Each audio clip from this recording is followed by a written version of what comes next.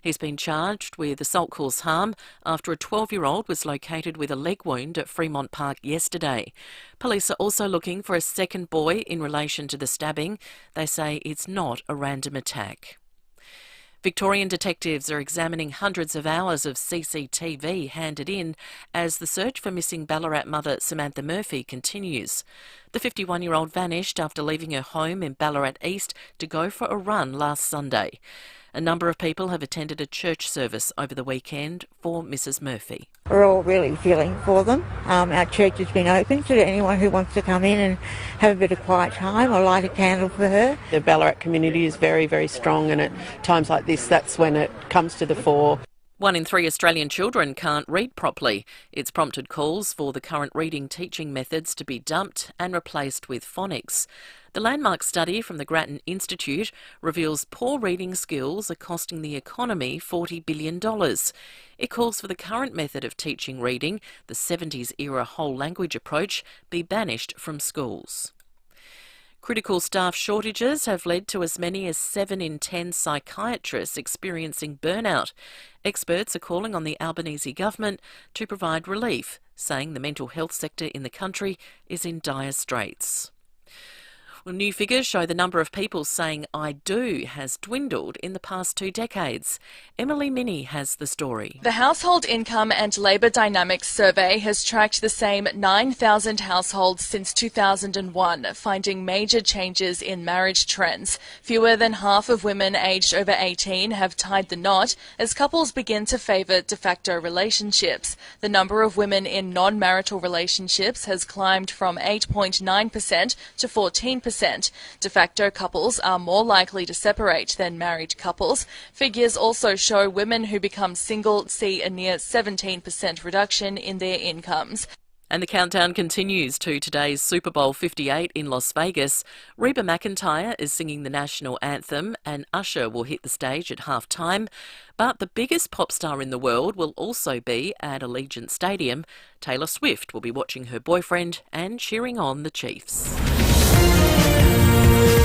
Now to 5AA Sport. Order a new roller door from Glider Roll before February 28 and receive a $100 gift voucher. T's and C's apply. Here's Tom Wren. Thank you, Mel. Australia has ensured it will win the T20 series against the West Indies after taking out Game 2 last night by 34 runs here in Adelaide. It was another Glenn Maxwell masterclass as he smashed an incredible 120 off only 55 balls, which included 8 sixes. The Aussies smashed 4 for 241 from their 20 overs, and the Windies managed a very respectable 9 for 207 in reply, but it wasn't enough, with Marcus Stoinis taking 3 wickets for the home side. Well, the San Francisco 49ers will be out to end a 30-year title drought when they take to the field in Las Vegas today for Super Bowl 58 against the Kansas City Chiefs. 49ers quarterback Brock Purdy, in just his 2nd season, says he's trying to keep the occasion low-key despite knowing what's at stake. I've heard a lot of guys say, it's a big moment, it's a big game, it could be the biggest game of your life kind of thing, but what it comes down to is it's 11 on 11, it's football at the end of the day. You can't get wrapped up in all the stuff outside, what's going on throughout the week. And plenty of action in the English Premier League again overnight, with Manchester United continuing its strong form with a late winner to take all 3 points in an away clash against Aston Villa, 2-1, while Arsenal also had an away win, smashing West Ham 6-0. And that's the 5AA Sport. Now the 5AA forecast. Stay cool. Service your aircon at Automasters. And keep cool with Cool Now, Pay Later options. Sunny and 38 today, sunny tomorrow 27, Wednesday cloud clearing 25 and Thursday 29. Right now it's 19 degrees. More news as it happens on 5AA. Ladies, is the need to wee all the time making your life a misery? Caruso's Wee Less to the rescue. Caruso's Wee Less relieves the annoying and inconvenient feeling that you need to go to the bathroom too often and supports bladder health and function. So if your need to wee all the time is getting in the way of enjoying life, try Caruso's Wee Less today. Caruso's Wee Less is made in Australia, comes with a money-back guarantee and is available from leading pharmacies and health food stores. Always read the label and follow the directions for use. If you're always the one taking the photo, to avoid being in the photo, and selfies are something other people do, Next Smile Australia can help. Get a new set of long-lasting teeth you'll want to show off. And get them fast, in as little as 1 day, thanks to Australia's leading all-on-4 dental surgeons and clinicians. Get the smile of your life with Next Smile Australia. Book your complimentary consultation now at nextsmile.com.au. Organising a memorial for a treasured family member can seem like a lot, but not if you speak with Tim from Adelaide Memorials. For more than 40 years, Adelaide Memorials have kept the memory and spirit alive for thousands of South Aussie families with beautifully designed headstones and plaques. Tim will sit with you to show you all the wonderful ways to memorialise the life of your loved one. There's no set and forget or rush, just empathy and genuine attention to detail. Now, Tim's also got a background in architecture, and the headstones and plaques which he designs are often customised to reflect an individual's life, whether it be to include the lyrics to a favourite song or a headstone carved into the shape of a guitar. And currently, there's room on their team for an experienced craftsperson with a trade background, so if you're interested in joining this small, passionate team, get in touch with Tim. Adelaide Memorials. For extra personal service, visit adelaidememorials.com.au. Are you ready for something huge? It's an offer that is unrivaled, unsurpassable, unforgettable. Mawson Lakes Mazda is giving you 3 days, just 3 days to walk in and drive out in your dream Mazda. All makes, all models, all colours, all ready to drive away. This Thursday, Friday and Saturday only. Do not miss this. Mawson Lakes Mazda's unprecedented 3-day sale. Thursday to Saturday, Salisbury Highway, just a short drive from the city. David Penberthy and Will Goodings. This is 5AA Breakfast.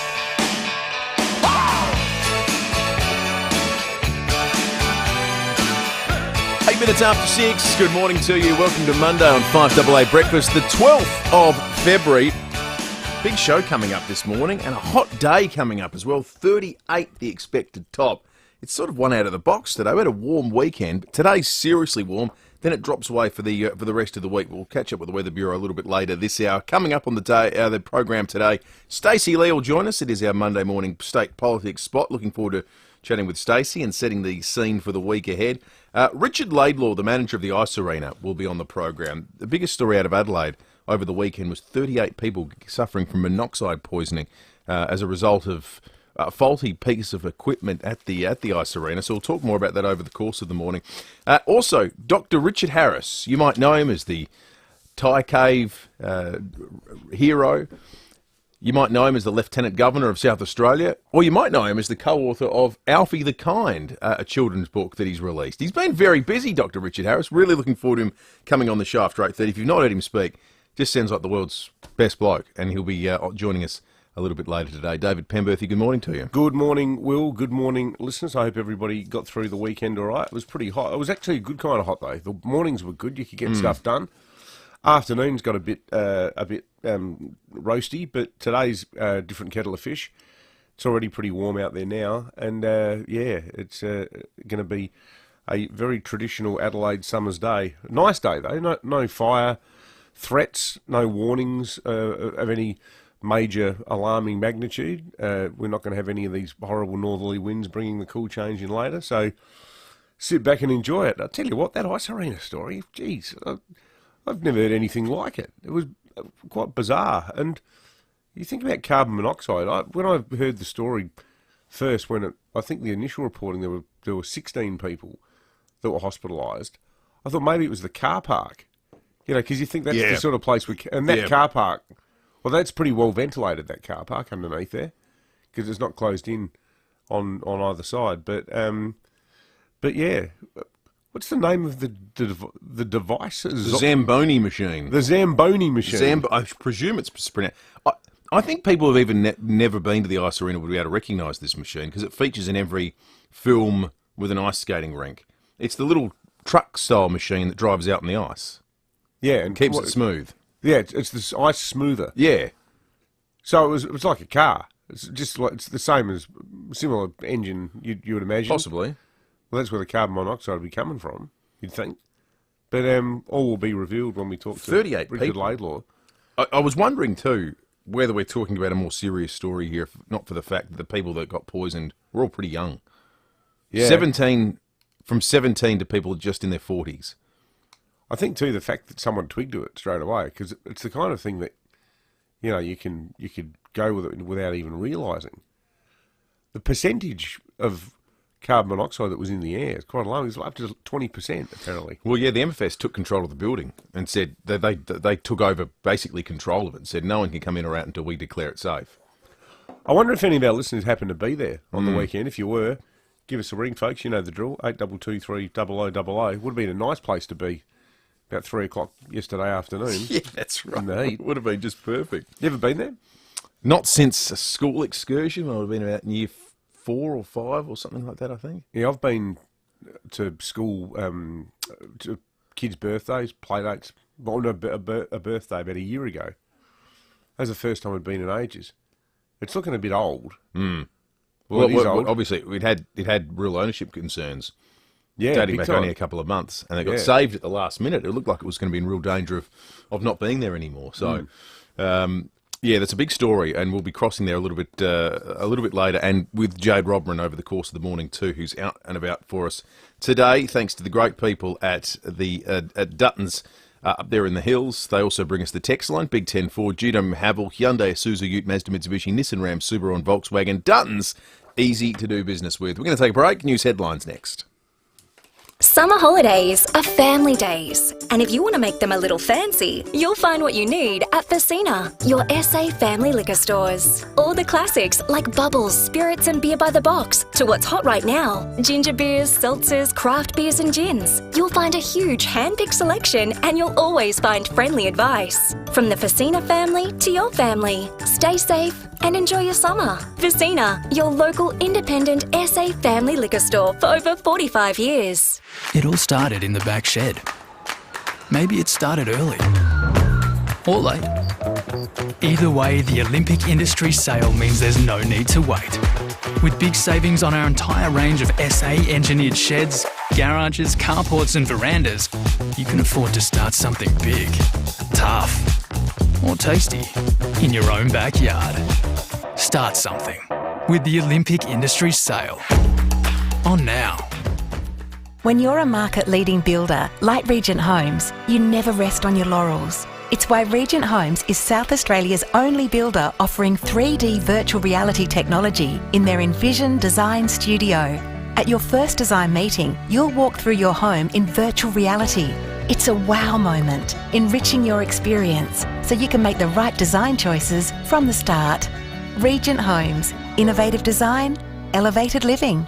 Visit regenthomes.com.au. Hello, Frank Walker from National Tiles. The National Tiles famous once-a-year summer spend and save ends tomorrow. Yes, the National Tiles famous once-a-year summer spend and save must end tomorrow. Spend $4,000 and we'll only charge you $2,750. Or spend $2,000 and we'll only charge you $1,450. But you'll have to be quick. Our famous annual summer spend and save must end tomorrow. It's Edward from Edwardstown Mazda, South Australia's #1 destination for Mazda. Edwardstown Mazda has a very serious offer. So this is my most serious voice. This month's get savings equal to the on-road costs, plus free servicing on all 2023 plates. T's and C's apply. I'm Edward from Edwardstown Mazda, and I'm being very serious right now. 5AA Breakfast is streaming live right now. To watch, simply head to 5AA on Facebook or YouTube. David Penberthy and Will Goodings. 5AA Breakfast.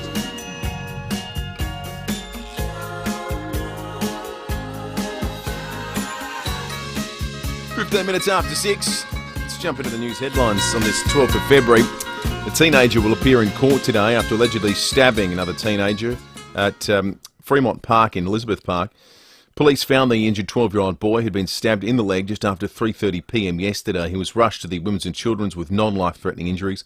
A 13-year-old boy has been charged with assault, causing harm. Both boys are known to each other, and it is not a random attack. Unbelievable story, isn't it? So young. Yeah, there's a theme here. We might mention in a second. A fourth teenager has been arrested and charged in relation to the several break-ins over the past week. The 16-year-old boy from Devon Park was arrested in the early hours of Sunday. Now, he'll face the youth court today with a total of 9 counts of criminal trespass and theft and breach of bail. This is the Brickworks mob. Brickworks. Doesn't it feel like between 6 and 7 now, when we talk crime, we're almost exclusively talking youth crime. Apart from the occasional unlicensed, drug-addled speeder on our roads. Or a bit of middle-aged copper theft. Yeah. But this sort of the majority of it seems to be kids under the age of 16. You wonder, too, how much overlap there is between all of these cases. Because it would have to be. It would have to be repeat offenders. Well, I mean, the police are looking at evidence that some of them have been corralled into doing it by older people. But yeah, that's stabbing. That's just shocking. New figures show there's been a sharp decline in the number of couples younger than 35 getting married. I thought we waited a long time. The Household Income and Labour Dynamics in Australia survey has tracked 9,000 households since 2001. It shows fewer than 50% of women over 18 are married. Geez, what would have that been 40 years ago, the percentage of women over... hazarding a guess, I reckon 80. Yeah. Maybe even higher. Fewer than 50. It's crazy, isn't it? Yeah. It's just... The world's changed. It's really changed, but it's changed so quickly, hasn't it? Like the age at which people get married, the age at which they have kids, would easily be the biggest change in people's private lives of the last 50 years. Well, I think in my life to my parents, so one generation, I reckon all my friends' parents were in their 20s when they had kids, and now all their kids, which is us, our age group, have all been 30s. 30s. Yeah. At least. I'm just trying to think. How old were your parents when they had you? Mum was 27. Yeah, right. Dad was a bit older. But you're the third child, though, aren't you? No, I'm the first child. The first. Yeah. Well, they waited a little bit. Yeah, they were a little bit later. Yeah. Because Mum and Dad, I reckon they were in their early 20s. Really? Yeah. Mid-20s? No, early 20s. Mum was in her early 20s. Wow. But that was normal. Yeah. The other thing, it means one of the things that contributes to families being so much smaller now. Because the longer you leave it, the fewer kids you can have. Yeah, exactly right. And it's a global trend. My mum's one of 9, which was not remarkable at the time. No, you don't see many 1 of 9s anymore. Oh, if you told someone you had 9 kids, well, look at when Perrottet was Premier of New South Wales, Dominic Perrottet. It was a huge talking point that he had, was it 7 kids or 6 kids? So the guy I went to school with is just had, I think he's double digits now. Seriously? But I think he's doing the heavy lifting for half the year level. Yeah. But yeah, you're right. But the fact that you know that. Yeah, because it's a talking point. Yeah. 1 in 3 Australian children can't read properly. It's prompted calls for the current teaching methods to be dumped and replaced with phonics. The landmark study from the Grattan Institute reveals poor reading skills are costing the economy $40 billion. It calls for the current method of teaching reading, the 70s era whole language approach, to be banished from schools. Now, this has changed in South Australia. We use phonics. We use phonics now. Yeah. That was a Marshall government era change. That's right. So that would obviously be a national news headline. Phonics, teachers listening, correct me if I'm wrong, phonics is sounding out the words, isn't it? Yeah, and you teach the sounds of the letters. Yeah. Break down the syllables and... It's it seems to me like a more practical way to learn language. Yeah, completely.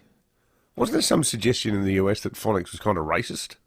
Oh, yeah, because the way people say things is different. Yeah. What, you mean African Americans have different pronunciations? Well, everyone, people from different cultural groups white people have different pronunciations. Yeah, I'm sure Asian Americans or Hispanic Americans. Yeah, that it was teaching a sort of mandated white person view of how to pronounce stuff. Do you know, this is... Pretty much everything can be construed as well, I was going to racist, say, do you know, this reminds me of that, bizarrely. The idea that you can't get Americans to agree on anything anymore. You look at any polling on any issue, and because of reasons like that, should we teach kids to read by sounding out the letters or simply reading them? Well, it's racist. You can't. Everything is hyper... You know the one question you can get almost consensus among Americans on right now? Is Joe Biden too old to be president? Yeah. There's some genuine polling out that suggests it's over 75% of all voters, not Republicans, all voters think he's beyond his use-by date, which obviously wasn't helped by last week's press conference where he got up and said, by the way, my memory's great.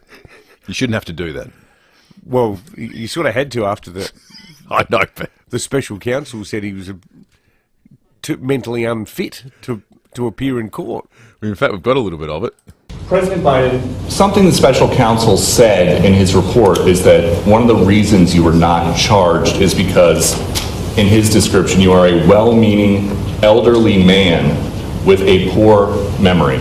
I'm well-meaning, and I'm an elderly man, and I know what the hell I'm doing. I've been president. I put this country back on its feet. I don't need his recommendation. It's How totally bad is your memory, and can you continue as president? My memory is so bad I let you speak. That's Your my memory has gotten worse, Mr. President. My memory is not good. My memory is fine. My memory. Take a look at what I've done since I become president. None of you thought I could pass any of the things I got passed. How'd that happen? You know, I guess I just forgot what was going on. It's a disaster of a press conference. In an election, you're having to get up and tell everyone you still are mentally capable of being the president. It's like you don't have to deny things in politics or defend them because you make them real when you do. Yeah. Oh, well, yes. I almost told a really inappropriate story then, but I can't. There's no way of tying up to political story. Oh, okay. Well, I'm saddened, but also gladdened.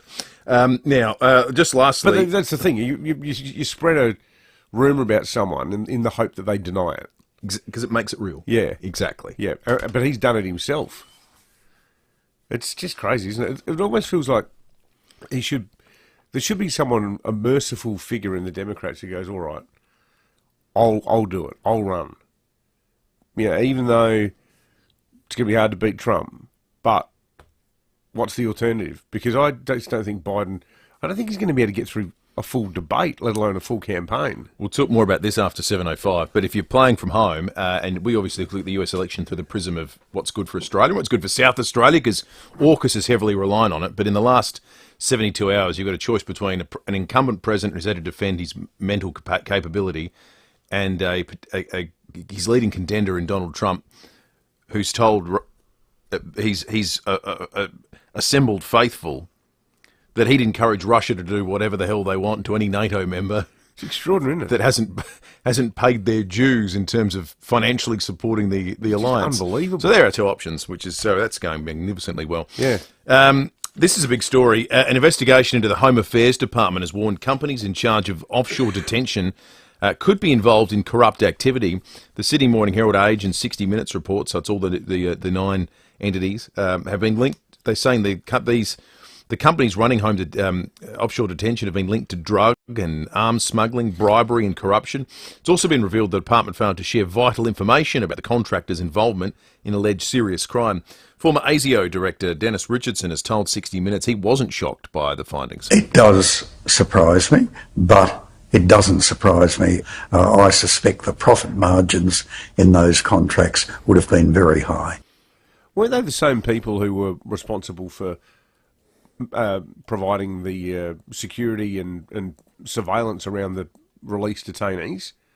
Yeah. Some of these companies were providing, and this is when that guy, now pending trial, the guy up in the northern suburbs who's accused of sexually assaulting that woman at that cheap hotel.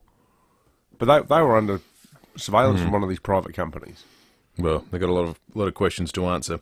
Let's talk about the weather. I think the UV index is going to be seriously high today. When the UV's 3 and above, cover up, use sun protection, say SunSmart. Download the SunSmart app. We're going to hit 12 extreme today, UV-wise. Not surprising with the forecast top of 38 today. Ben Jordan sent us a good stat earlier, our resident stats man. With the forecast at 38, it'll be just the third day over 37 this summer. Our record was 20 days over 37 in 2018-2019 and 97-98. 1897-98. 1897-98. Don't think any of our listeners could remember back I wouldn't that have far. thought. No. I don't think. What were the fashion trends like then too? I reckon that would have been pretty A lot of Methodist- unmanageable in a 38-degree day. Yeah, a lot of Methodist mandated clobber, high collars and all that. Would have been miserable. Would have been wouldn't too many people getting around in those bikinis that bloke on the Gold Coast wants to ban. For the rest of the week, much milder. The change comes through. Then it's a top of 27 tomorrow, 25 Wednesday. Warming up again Thursday to 29. Then we get back in the 30s for Friday, 31, 33 on Saturday, 35 on Sunday. So really nice week ahead weather-wise. Tom Rent's in the studio to go through the winners and losers sports-wise out of the weekend. Order a new roller door from Gliderol before February 28 and receive a $100 gift voucher. T's and C's apply. Morning to you, Rennie. Morning, Will. Morning, David. We'll start with the winners, and it was right here in our backyard last night. Glenn Maxwell, amazing innings, 120 off 55 balls, 8 sixes, 12 fours. He was amazing. I think 16 or 17,000 fans. So not a bad crowd. Kind of feels like the sting has come out of the cricket season a little bit, but nonetheless... It feels over, doesn't it? It does a bit, but nonetheless, there were some late fireworks from Glenn Maxwell. He was outstanding last night. And while we're on he cricket... didn't go out for a drink afterwards, did he? well... What happened last time he was here? Yeah, he could still be going. Hopefully not. The other bit of cricket news as well is the under-19s, our future stars. They won the World Cup overnight. They beat that's good. India, by 79 runs in the final. So a great effort there. The one-day World Cup. So we won the senior and the junior World Cup. And won the junior World Cup. Because I think, from memory, India dominates all the underage tournaments typically. Got a lot of talent. Yeah. And it was Australia-India the final, but played in South Africa. So a really good result there. Fantastic. For our future stars coming through. A couple of other winners. Even though she's retiring, she goes out a winner. Lauren Jackson, arguably our best ever basketballer across men and women. Extraordinary career. Yeah, I've got no argument with that. I think she's the greatest. Yeah. 4-time Olympian. Is she still playing? 42. Well, she came back. She came back. You're kidding? Yeah, she came back. Wow. Played at the World Championships. Yes. One of my favourite sporting moments of last year, I think it was there was just, when greats you think of past it, just can turn it on one more time. Mm-hmm. And it was the second half of a game. And it was vintage Lauren Jackson. Jeez, it was just awesome to watch. Yeah, she's a superstar. Goes out as our greatest ever, I think. And I think it's nice in a way that she sort of says, you know what, time for someone else to step in. Yeah. I'm 42. I've got the side to the Olympics, Let's get that generation next in. Bit of soccer. Those waking up this morning. Arsenal, big win, 6-0 against West Ham. That's a good win away. And well done to Ange Postecoglou's side. They had another win on the weekend, albeit they didn't look great. Losers, unfortunately, the 36ers. Their season's over now. They lost on Friday night. Look, they were so much better in the last 10 or 12 games.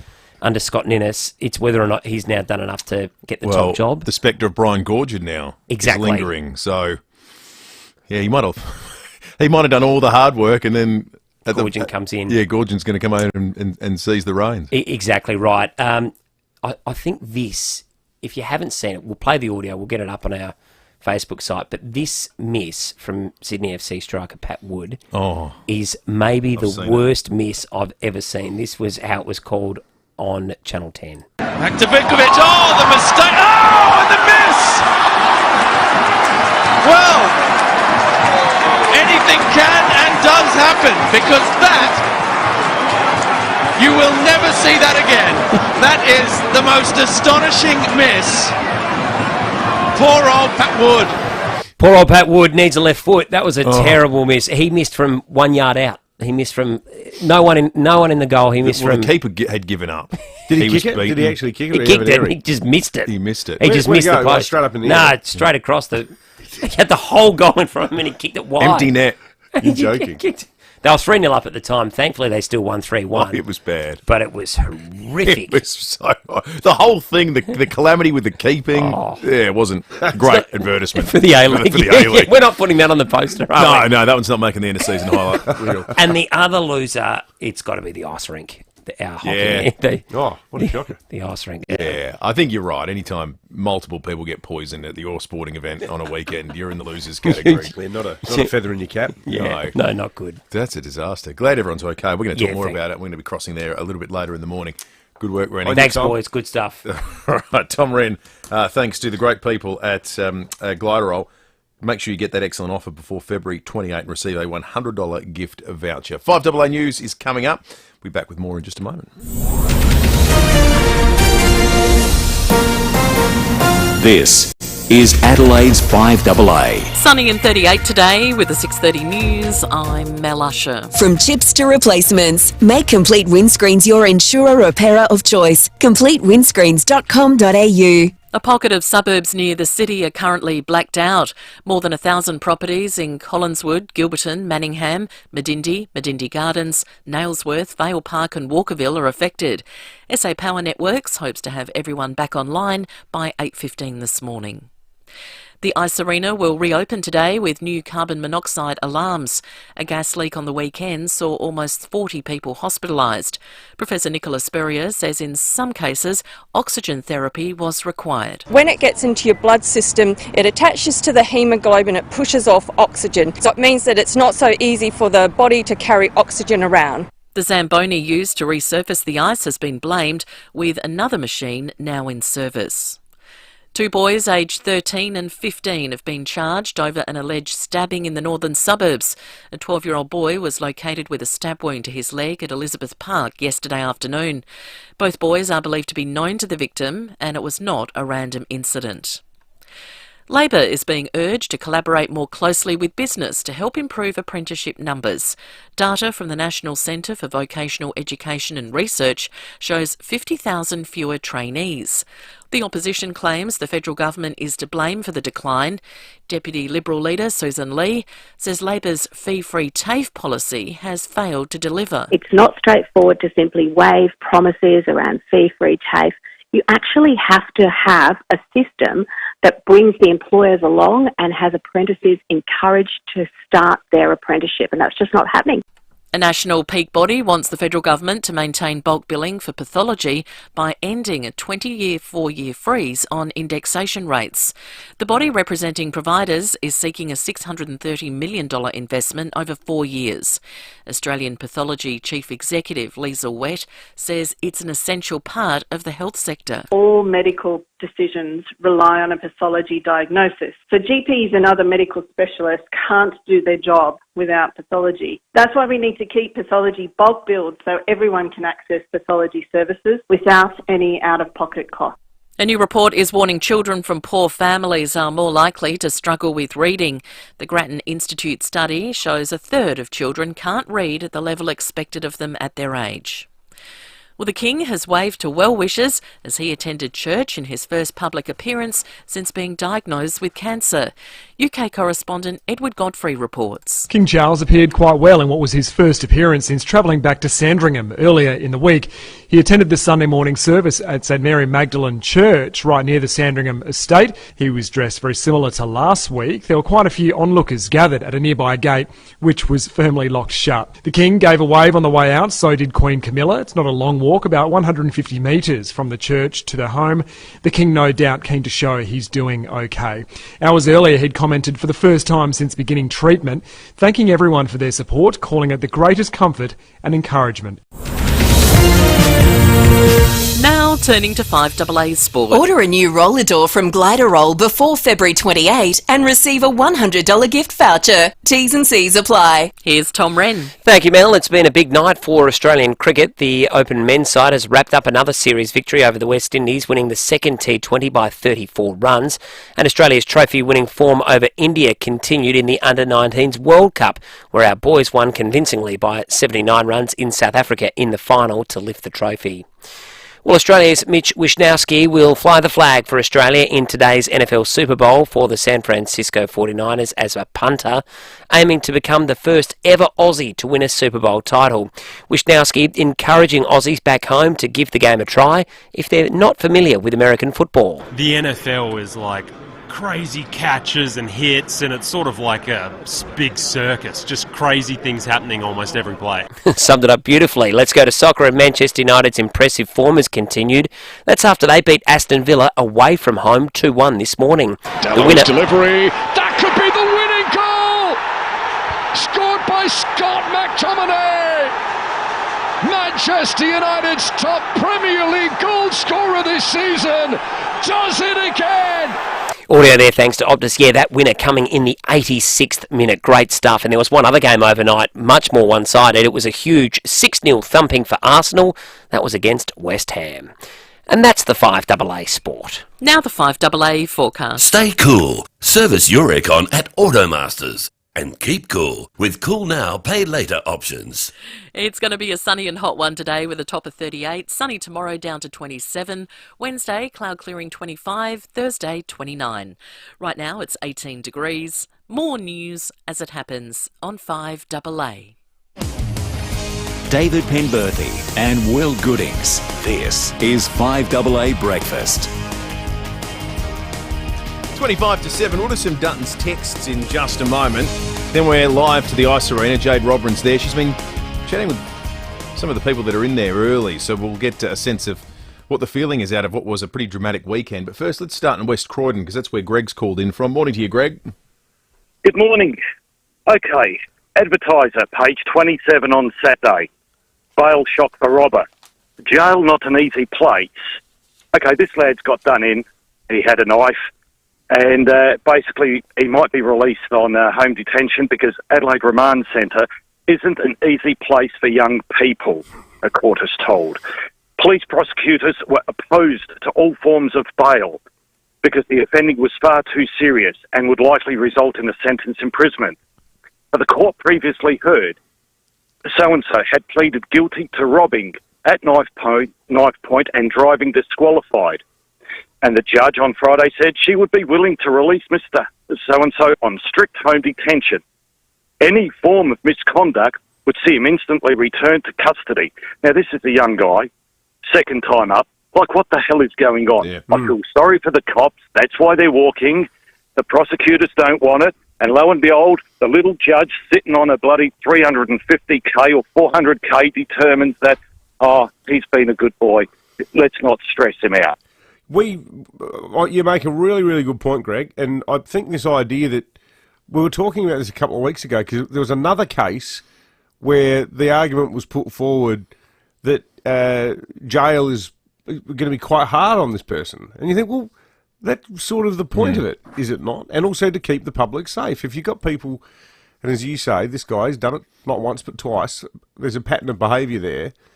I just, for the life of me, I mean, good on the defence lawyers, I guess, for trying it on, but I don't see how anyone with a straight face can run that line of argument and then someone can actually swallow it. Bizarre. Last chanceism. It's easy to say one last chance. But I always think, so who is that person who's going to be the last chance?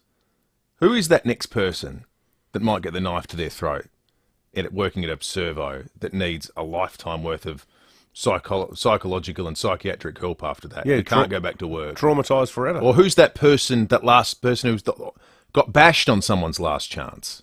What happens to their life and their family? Yeah, very good point. Like, it's easy to say, it's a nice idea, but then when it's breached, that's someone who's a victim. Yeah, and carries it with them forever. Great call, Greg. Yeah, great Good on call. you, mate. Should we do some texts before we head to Jade? Terry in Henley Beach says, speaking of going out for a drink, I'm waiting for your Barnaby Joyce report. Well, don't worry, Terry, we're going to definitely talk about Barnaby. Terry. Now, he had a big one. This was a few years ago. This was like 4 years ago. Right. When his wife Vicky was pregnant. He was doing maybe a bit of preemptive wetting of the head. But he was in a state of advanced refreshment there, lying on the footpath in Canberra. Now, has he confirmed that? He says he just slipped off a planter box, and had a full frank conversation on his phone whilst lying on the footpath. He's not a office bearer anymore. He's just a backbencher, isn't he? I believe so. He was the Deputy Prime Minister for a while there. He was Malcolm Turnbull's Praetorian Guard. Imagine having that guy as your Praetorian Guard. Do you think you land yourself in a bit of strife? Give Barnaby a ring. He's otherwise disposed at the moment, currently on the footpath. Maybe he was performing his duties. He was on guard. He's letting someone have it. Let's just at the risk of incurring a writ from Mr. Joyce, let's just get it out there. We reckon he was absolutely maggoted. It does. It looks like it. It looks like a duck. Yeah, it walks like a duck. It was quacking a little bit. It lies down on the footpath like a duck. It's a duck. I think at one point we need to tease out your theory that this is unbecoming of an office bearer, but a standard of conduct that completely meets our expectation of backbenchers. No, I was just sort of asking to get a sense of the political gravity of it. David Littleproud will like it, the Nats, the current Nats leader, because he's an irritant, Barnaby. Yeah. He thinks he should be the leader. Well, he's got a huge profile. He appears on all the TV shows, and he's a talking head. Has this done him any harm amongst his base? No, I don't think it probably has. It's a bit like Trump being charged, isn't it? To what the thing I'm sure Terry will be thinking about is him forming a senior role in a potential coalition government. I think it harms them. It harms a coalition government. I don't think it harms Barnaby Joyce. No, not in a local sense. No. Let's head to the ice arena. Biggest story out of the weekend was the poisoning of, well, the count, it was still going up as of yesterday morning, but it's at 38 people. Jade Robran is there. Morning to you, Jade. Good morning, guys. Well, it's business as usual this morning here. The doors open at about 5:30 for a private practice here. You might be able to hear the fellas in the background. It's a morning stick and puck practice. So no coaches, just a few of the adrenaline guys out and about having a practice session out on the ice. And then some beautiful figure skaters are also doing some training as well. But duty manager Simon, he is back on deck. He hasn't missed a beat here. He was here all day Saturday and got the call from emergency services to alert him to the poisoning in the early hours of Sunday morning. I had a quick chat to him a little earlier. This is what he had to say. I'm here with Simon, the duty manager from Ice Arena. And Simon, you were here on the day. Can you tell us what happened? Yeah, I was here. There was just reports of a few fumes in the air, and then a few people reported ill later that evening. Yeah. How about you? How are you feeling? Did you feel anything? No, I was feeling fine. I had no symptoms. I felt fine for the last 24 hours. So, yeah, no, I've had no ill effects from any of it. And did health authorities reach out and say, go and get checked or anything? They put out their adverts through the media, so that's how pretty much I heard about it. And through my boss, said go and get checked if you feel sick, but I felt fine. You must be fine. You're back here at work? Back at work, the place never closes, well, unless it's an emergency, but no, we stay open. So very bizarre. What happened on the morning? Did you get an early morning wake-up call to say, come on down, there's something not quite right? Yeah, so I got a phone call about 4:30am from the Metropolitan Fire Service saying that we've gained entry to the building. We just need someone to come down with keys so we can access all areas. So luckily I only live 5 minutes away. I was here quite quickly and got them in the building so they could do their magic. The number quickly escalated from being, quite a dozen to quite a few more than that. Have you heard how everyone's going? From what I understand, all the players have now been released from hospital. The ones from Melbourne flew out last night, so they're all back home nice and safe. And I believe all the Adelaide girls and spectators are all fine now. That's great news. And the machine that's been put to rest for a while? That's been temporarily decommissioned. We've got some experts coming in to go over it with a fine-tooth comb and get her back up and running as soon as we can. Simon, thank you. You're welcome. Great report, Jade. I'm surprised that there's that many people at the ice arena at this time of day. I thought it would have been shut. It's absolutely chockers. There's people everywhere. And you might have seen on social media, Melbourne Ice players Neela Brenning and also fellow players Danielle Butler and Stephanie Conlon. They posted an image of them leaving Adelaide Airport yesterday with their thumbs up. So hopefully everybody's got a clean bill of health. But guys, this is so scary. I'd be really interested to hear from our listeners on this one. When I was living in Melbourne, we had a gas heater and we just moved into this new house, and I said to Ben, my husband, let's just get it checked. Let's get it serviced. We don't know how old it is. The guy came round and serviced it the next day. And now, I'd been using it during the day, but not at night time. The guy came round and checked it. He put a lock on it, switched off, cut the wires and said, do not ever, you can't use this. If you guys had turned this on overnight and had all your windows up, you wouldn't have woken up the next day. So it is extremely serious, extremely scary, and a very timely warning to everyone to check get their heaters checked ahead of winter. Yeah. Well, that is scary. That's an unbelievable story, Jade. Crikey. They'd just knock you out. You just go to sleep. Shocking. Thank you for that, Jade. If anyone is part of the South Australian ice hockey community, we were there over the weekend and bore witness to it, or have anyone in the family maybe that was playing in the game, we'd love to hear from you this morning. 8223 0000 or text us on the Duttons text line 0480 08 1395. A few of those coming through. Big 10 Ford, Jeter Havel, Hyundai, Isuzu, Ute, Mazda, Mitsubishi, Nissan, Ram, Subaru and Volkswagen. Duttons, easy to do business with. One here, how can the largest democracy and one of the most powerful in the world come up with leaders like they do? It's a bit scary. Are they just puppets with the bureaucrats running America? Regards, Graham. One here, judicial discretion rarely seems to reflect the values and concerns of society. They're also ready to dismiss such things unreasonably as mob rule. And this is something I thought too, Sharon, when I saw the footage on the TV news yesterday afternoon of the phalanx of people leaving the ice arena. How did the ice arena carbon monoxide people end up at the bra? I can't believe with all the ambulances constantly ramped outside the road due to a lack of beds, how do they suddenly accommodate almost 40 people after the ice arena incident, or are they being treated sitting up in chairs or elsewhere? That would be sort of the ambulance service's worst nightmare at the moment. Maybe they did get treated in ambulances. Yeah. We'll find out later on during the show. Yeah. 14 minutes to 7. Keep those ticks coming in. In the meantime, we're going to check traffic. When the UV is 3 and above, cover up. Use sun protection. Stay sun smart. Download the SunSmart app. Thanks, Will, and good morning, David. At Walkerville and Manningham, blackout on North East Road, affecting lights at Stephen Terrace, Smith Street and Hampstead Road. Works at Windsor Garden, slowing things up. St Albert's Road near Lagonda Drive, and get busy a bit later in the morning at Jepp's Cross for works. Port Wakefield Road near Matthews Road with speeds reduced. Cameras at the moment, Commercial Road, Salisbury and Elizabeth Way at Elizabeth. Prefer the pointy end of the plane? UK and Europe business class flights are on sale. Call a Flight Centre first and business travel expert today on 1300 038 785. Adelaide's most accurate traffic on 5AA. Getting off the couch, stepping out with new friends, hiking up a hill, or walking around the block. When you choose walking, every step is a victory. Because wherever you're going, walking wins. It doesn't matter how or when or where you do it, for a healthy mind, body and heart, walking wins. Discover more ways to win at walking with the Heart Foundation. Go to walking.org.au.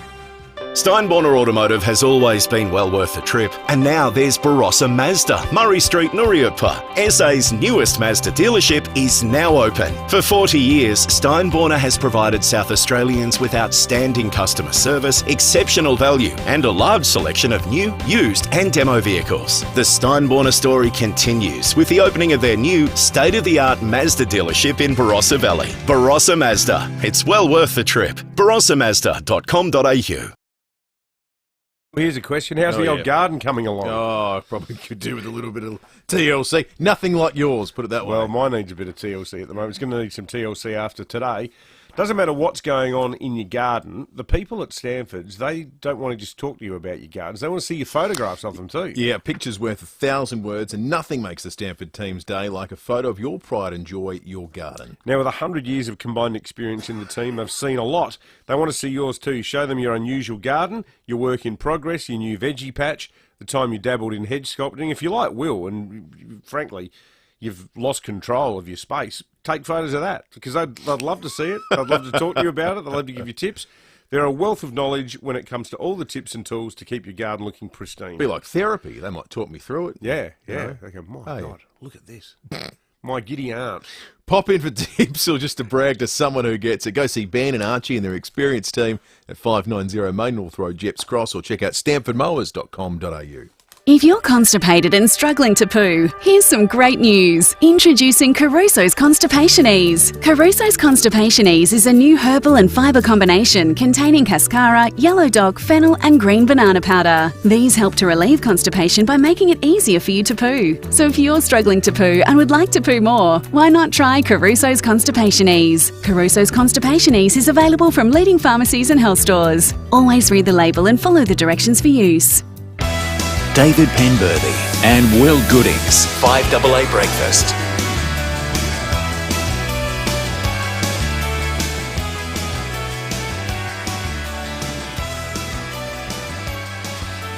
Eleven to 7. Let's talk about the weather, because I tell you what, whether you know it or not, you're going to be talking about it later today when it gets hot. Over 37 degrees for just the third time this summer. Jenny Horvat has all the specifics for us at the Weather Bureau. Morning to you, Jenny. Good morning, guys. So when is it going to peak, do you think? Oh, look, it could take till later in the afternoon. We're actually at our coolest at the moment. That minimum temperature's been dropping as I've been watching it. So 17.2 is probably about the coolest we're going to go today. So yeah, I guess enjoy that this morning. And yeah, prepare for a little bit of heat. Maybe water those pots before you head off to work. We are aiming for a top temperature of 38 in the city. Elizabeth maybe 39 and possibly even a 40 wouldn't surprise in some of those northern suburbs. A little bit cooler there along the coast, if we can say that, around that 37 degree mark through there, maybe with a bit of a sea breeze just taking the edge off, and Mount Barker also looking at around 38 degrees for today. Will be short-lived heat, though. We do have a bit of a change moving through relatively quickly tomorrow morning, so we will see that maximum temperature back down to around 27 for Tuesday. Still a little bit of a warm night there, minimum temperature up around 19 degrees. We'll get another ridge of high pressure, so back to those south-southeasterlies in the middle of the week, back to around 25 degrees for Wednesday, but slowly getting back to a little bit more warmth as we head into the weekend there. Sunny and 29 for Thursday, 31 for Friday, and potentially up to around 33 for Saturday and back to maybe 35 for Sunday. Lovely stuff, Jenny. It's going to be an absolute scorcher. Remember to slip, slop, slap. Thanks for that. We'll chat again tomorrow. All right, let's head to Safe Bowl. Senior Constable Jen Cullinan joins us. Jen, you guys have caught up with a speeding truckie. We have. Good morning. This was about 3:30 this morning. Police were conducting speed detection duties on the southeastern freeway when they clocked a B-double truck travelling at 130 in a 110 zone. Now, the driver of that truck, a 25-year-old man from Parafield Gardens, has been reported for driving in a manner dangerous. He's had his licence suspended for 12 months, and he's going to find himself in court at a later date. He's going to find himself unemployed as well. Pretty stupid behaviour if that's your actual livelihood, because he won't be able to do any work for the next year either. Yeah, exactly. And 130 in a B-double, that's a lot of weight coming towards you if something goes wrong or you can't stop. It's fatal. It certainly is. And Jen, also, we were talking earlier about this deeply unpleasant stabbing out north. A second youth has now been arrested for the Elizabeth Park incident. Yeah, and this was yesterday afternoon, again about 3:30. We were called to Fremont Park on May North Road, where a 12-year-old boy was located with a stab wound to his leg. He was taken to the Women's and Children's Hospital, luckily with non-life-threatening injuries. Now, 2 people left the scene before we arrived. Now, following the investigations, we've arrested a 13-year-old and a 15-year-old boy from Elizabeth Downs. They've both been charged with assault cause harm, and the 13-year-old is going to appear in the Adelaide Youth Court today, and the 15-year-old, he's been bailed to appear in court at a later date. Now, they believe that the victim and the suspects were all known to each other, and it's not a random incident. However, if anybody was in the park and saw anything, we do ask if they call Crime Stoppers 1-800-333 000. Good stuff. Jen Cullinan there from SAPOL. Thank you. 7 to 7. Today's Super Bowl day in the US. Well, in Australia too. It'll be on a little bit later this morning. Super Bowl 58. None of us will be as close to it as our next guest, though. Miley Hogan for 7 News, who's in Las Vegas. Miley, good morning to you. Good morning, guys. Yes, I am very lucky this morning, right near the field for Super Bowl 58. It's absolutely unbelievable, and I know how lucky I am.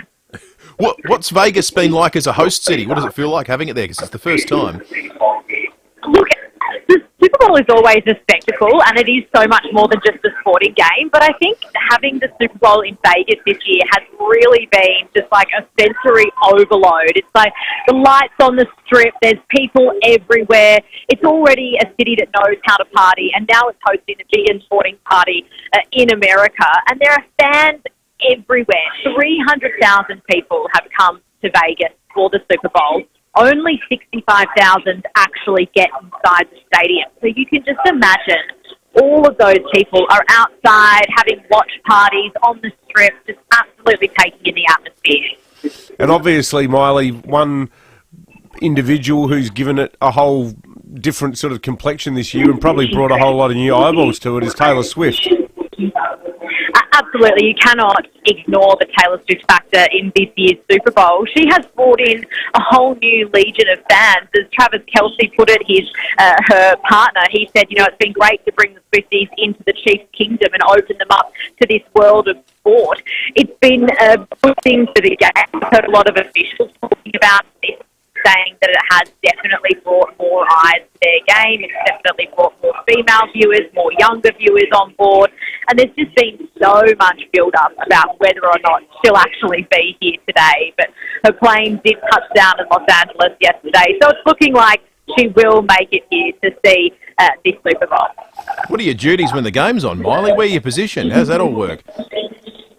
Look, guys, I'm up in the stands at the moment, and during the game, I'll get to enjoy it. I mean, at the end, hopefully, we'll get to have a chat to Mitch Wishnowsky. He's someone definitely to mention. He's the Australian on the 49ers, and he could make history today if his team wins. It'll be the very very first Australian to play in and win a Super Bowl. So we're right behind the Aussie on this one.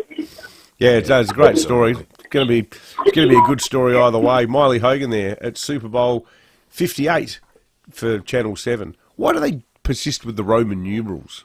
I think it makes it look important. Yeah. That happened with the Showdown for a while, didn't it? Yeah, we did do it for the Showdown. But then we lost interest. I think we lost the ability to count. I'm just trying to think. So Roman numerals, how do they work? What's 10? X. Oh, of course it is. Is 50 something, or is it just L? Sam and Lucy. That's right. L. Across this, actually, they both speak Latin fluently. It turns Yeah, out. I'll say. L, and then what's M? 100. Romans go home. M's 100. M is 100. 58. So Lucy says 58 is LVIII, basically, essentially. Well, that makes sense. So, hang on. LV. Yeah. Yeah, of course. So the L is the 5, the V is... L is 50, Yep. V is 5, and then 1, 2, 3. Makes it 8. 5, Yeah. 8. It's a good mental discipline, isn't it? Roman numerals. It makes sense. It's a good system of numbering. Yeah. Yeah. Is it superior to 58? No, I was thinking... I was trying to do a recipe yesterday in ounces, and I was thinking, do you think Americans are nuts? I was trying to work out how many fluid ounces. So 1 ounce is 30 mils. 30 mils. I was trying to work out a recipe. And thinking, why do they persist with imperial? Oh, it's so hard to work it out. The worst, though, is the UK, because at least the Americans are consistent with imperial. In the UK, it's different for what you're talking about. Yeah, well, that's true. Sometimes it's k's per hour, sometimes it's miles. Although I reckon we'd have listeners. I reckon we would have listeners, the green and gold cookbook generation, who still prefer using ounces for cooking. Yeah. Ounces and pounds. If you're one of those people, give us a ring, 8223 0000. I prefer using feet and inches for height. Yeah, I must admit, I find it hard to conceptualise. If someone says I'm 176 centimetres, I'm like, what's that? Yeah, but if they say, it's about 5'9". Yeah. Oh, yeah, okay. Yeah, like if someone's 7 foot tall, you go, wow. Yeah. That's a big deal. Peter in Elizabeth Park, good morning.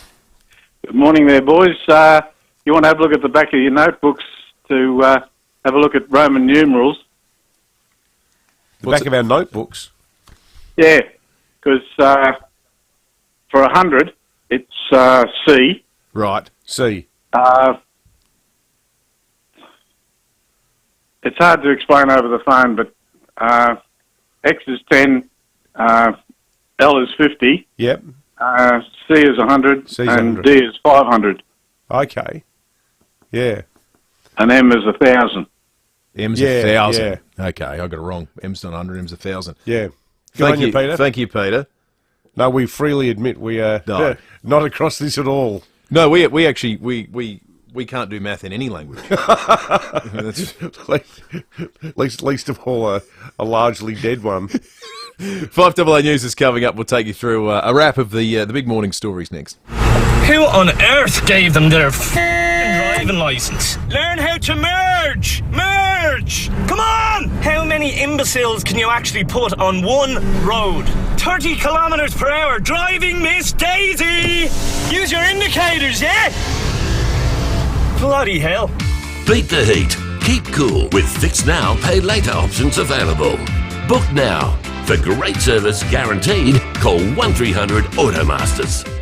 Now is the ideal time to experience one of the world's greatest train journeys, from the top end Darwin all the way south to Adelaide. Holiday Wonders has a special allocation of 7-day top-end packages for prized high-season dates between May to August. The offer includes your airfare to Darwin, accommodation, dinner cruise and full-day Kakadu tour. Then it's all aboard the 4-day GAN expedition to Adelaide with all meals and beverages, plus off-train experiences. It's all gold class. Book now at holidaywonders.com.au. Sanchoy Bar now, bolognese for days. With all Coles brand mints now 10% off. Like Coles Aussie Beef Mints, 1 kilo pack, now $9.90. Our lowest price since February 2022. That's great value, hands down, at Coles. Offer ends Tuesday. When you're a market-leading builder, like Regent Homes, you never rest on your laurels. It's why Regent Homes is South Australia's only builder offering 3D virtual reality technology in their Envision Design Studio.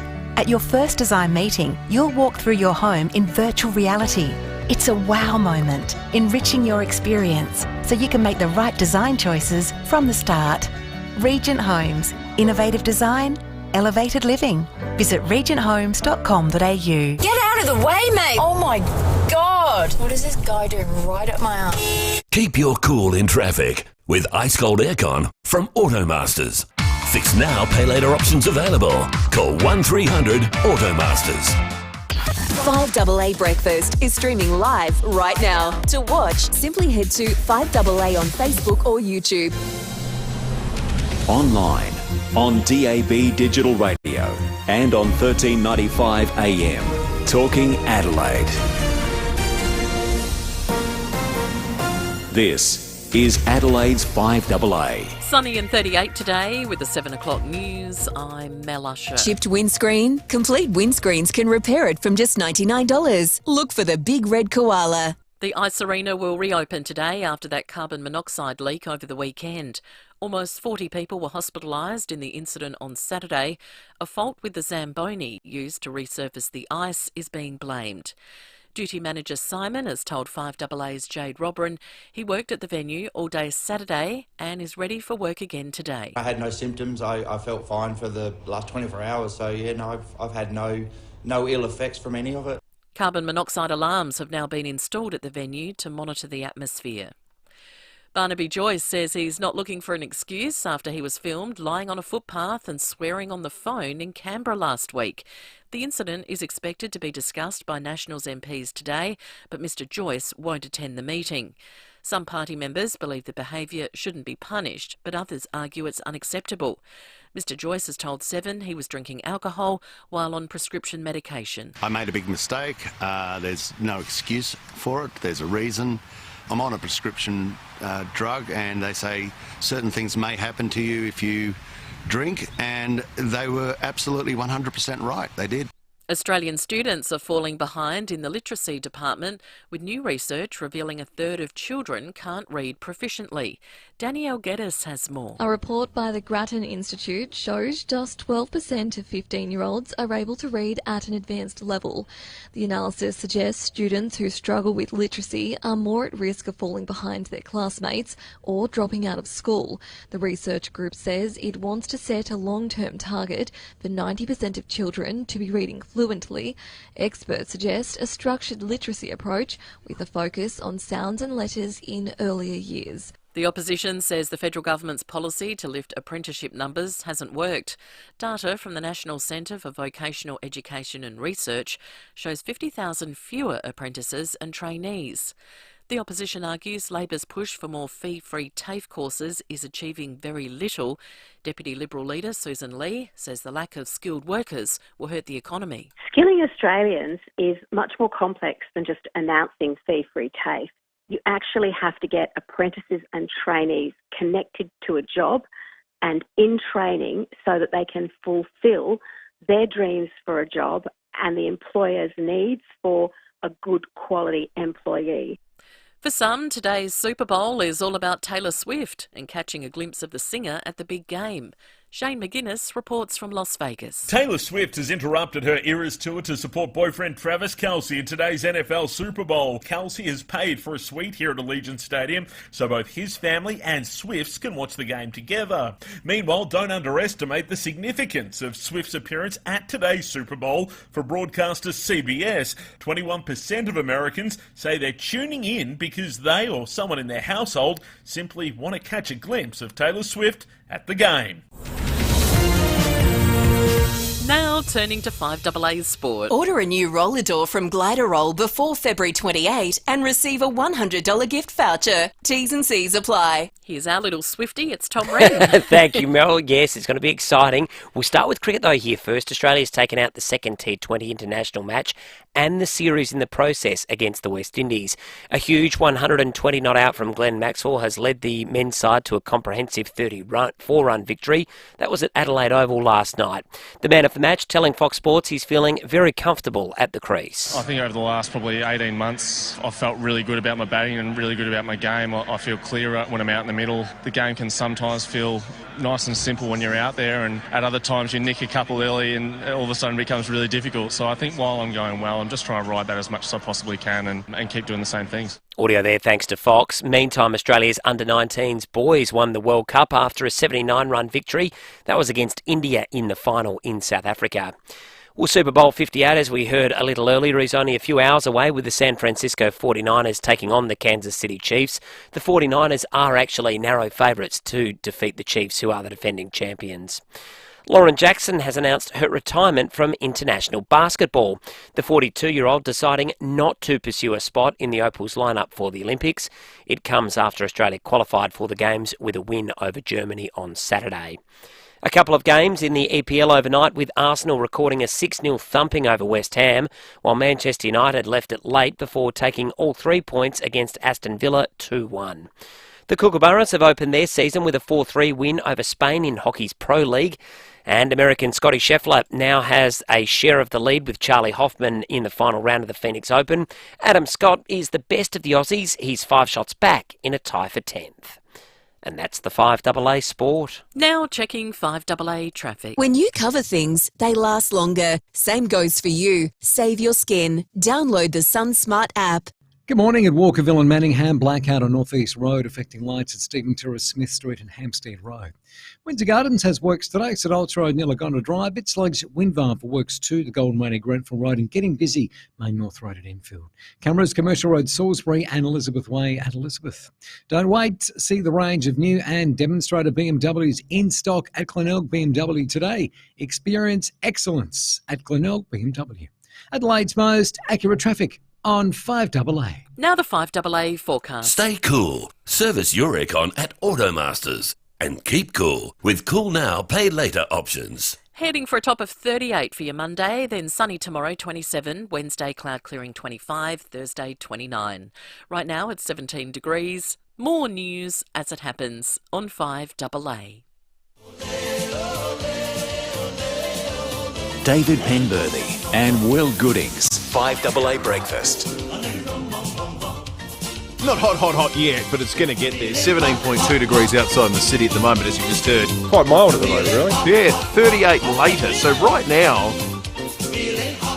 we're one of the coolest capital cities in the country, but as of mid-afternoon, we will be the hottest in Australia. 35's forecast for Perth and Melbourne, but nowhere tipping over 37 to 38 like we will be here. Just the third time we've gone over 37 this summer.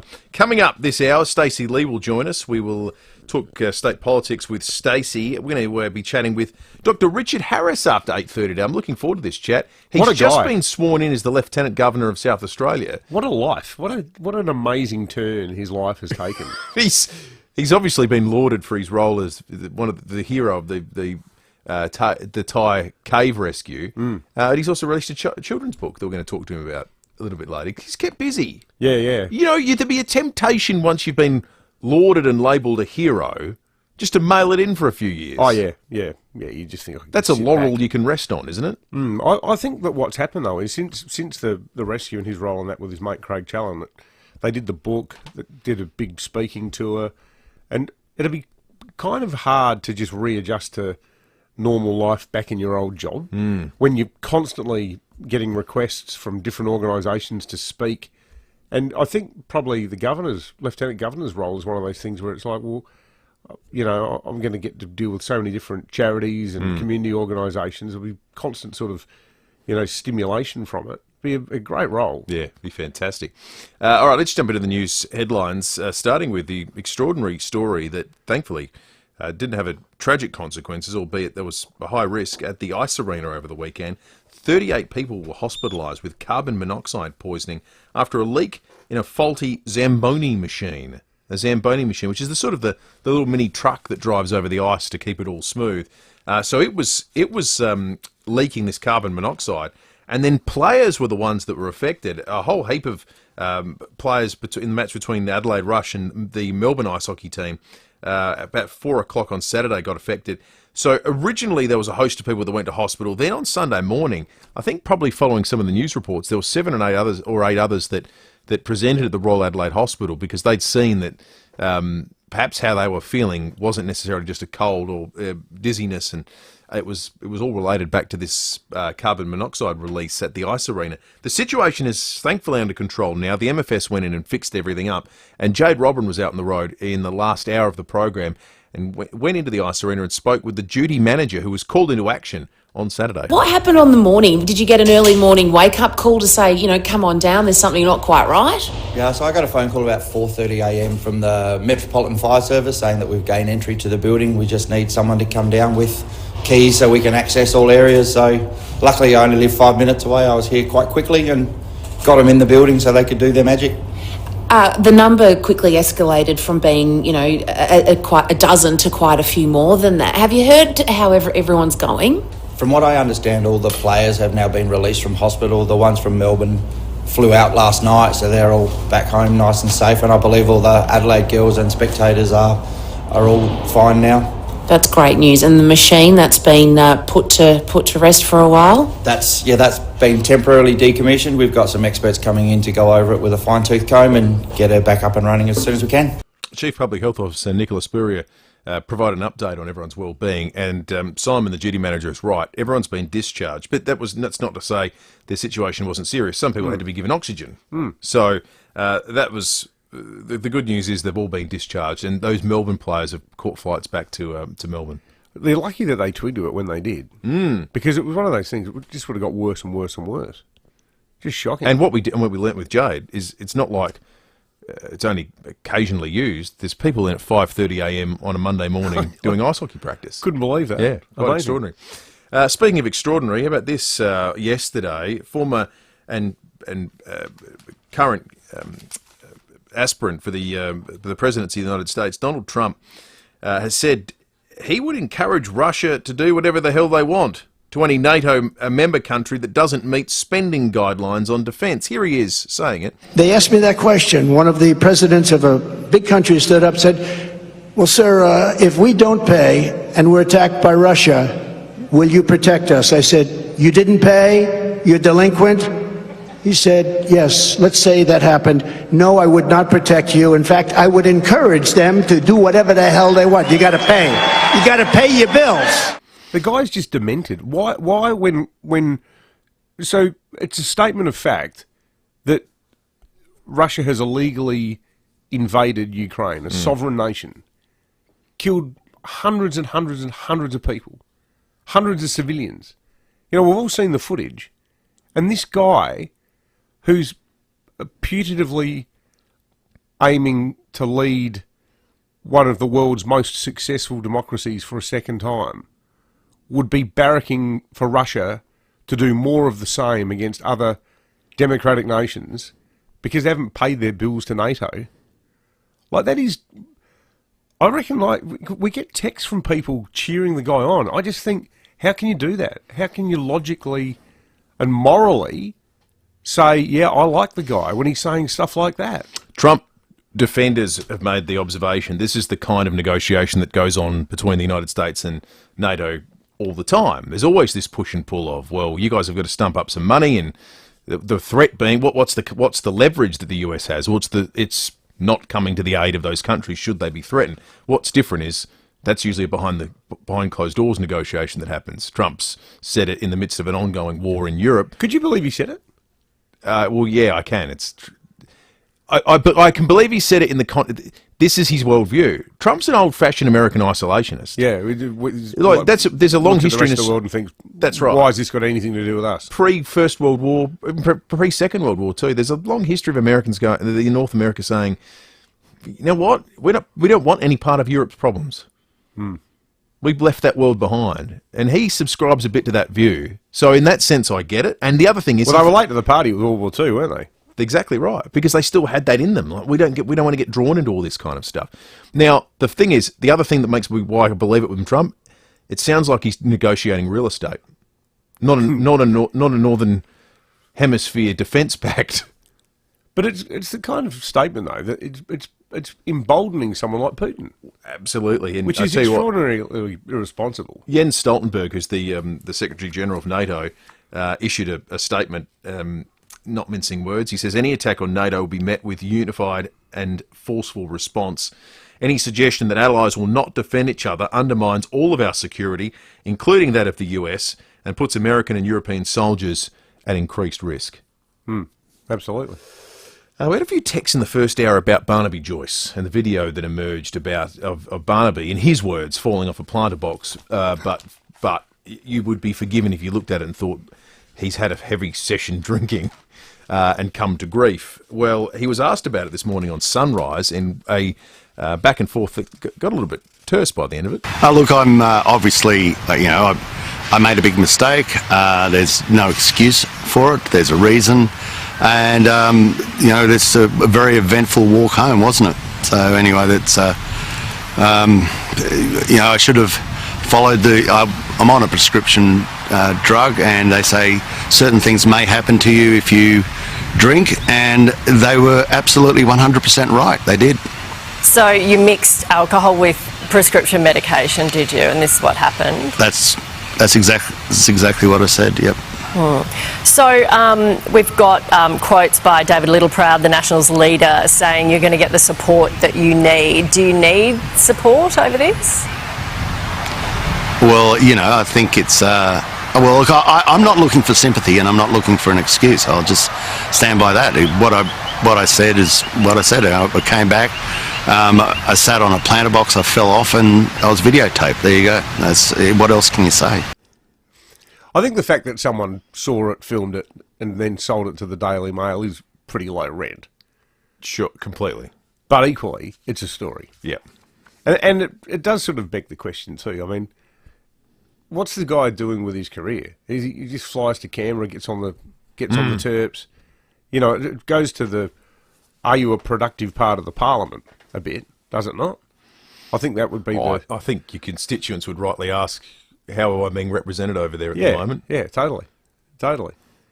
It's not a great look, but geez, politics is a evil old business. I had to laugh at the comments that Jim Chalmers made talking about it, where he said this is basically a private matter for Barnaby Joyce, but it's also something that he has to explain. Well, you can't have it both ways, Jim. But anything to just sort of keep pouring petrol on the fire. Give a grab so it runs in the paper and so forth. Exactly. The hardest working man in show business has announced a new tour.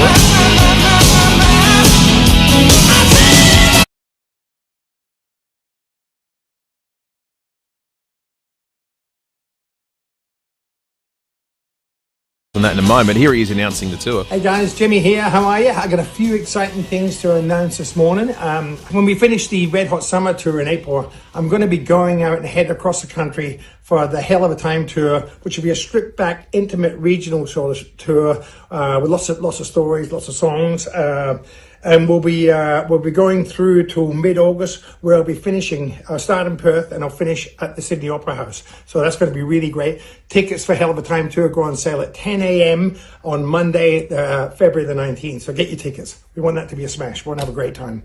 It'll be in excellent news. SA July 4 playing in Tanunda, which is going to be fantastic. And then July 5th he's in Adelaide. Fantastic. Hey, no matter health, age, nothing stops Jimmy Barnes. No, he's unstoppable. There was a story last night about him where apparently John Farnham was one of the first people to wish him well, poor old Farnsey, after what he's been through. Two of the great icons of Australian modern music. Absolutely. 19 minutes after 7.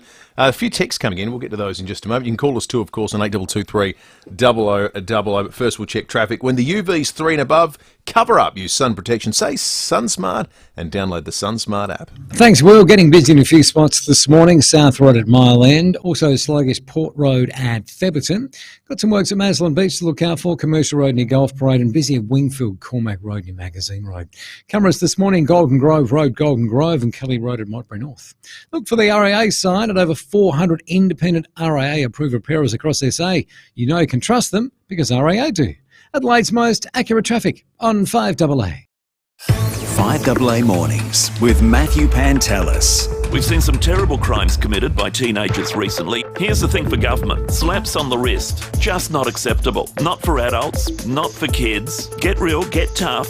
Give the courts the power to act. Now, if you can intervene through whatever programs are necessary beforehand, go your hardest. Weekday mornings from 9. Saying it's up to the courts is a cop-out. Jail time is a must. On 1395, Adelaide's 5AA. Hi, I'm Lynn Andrews. The Lynn Andrews team have seen a lot of change in real estate over the past 50 years, but one thing remains unchanged: our passion to help people invest in their future, to build strong property portfolios in either the residential or the commercial sectors. Our commitment to property investment over the years means we have a wealth of knowledge to share. We're here to help you. Visit lynnandrews.com.au. Ladies, is the need to wee all the time making your life a misery? Caruso's Wee Less to the rescue.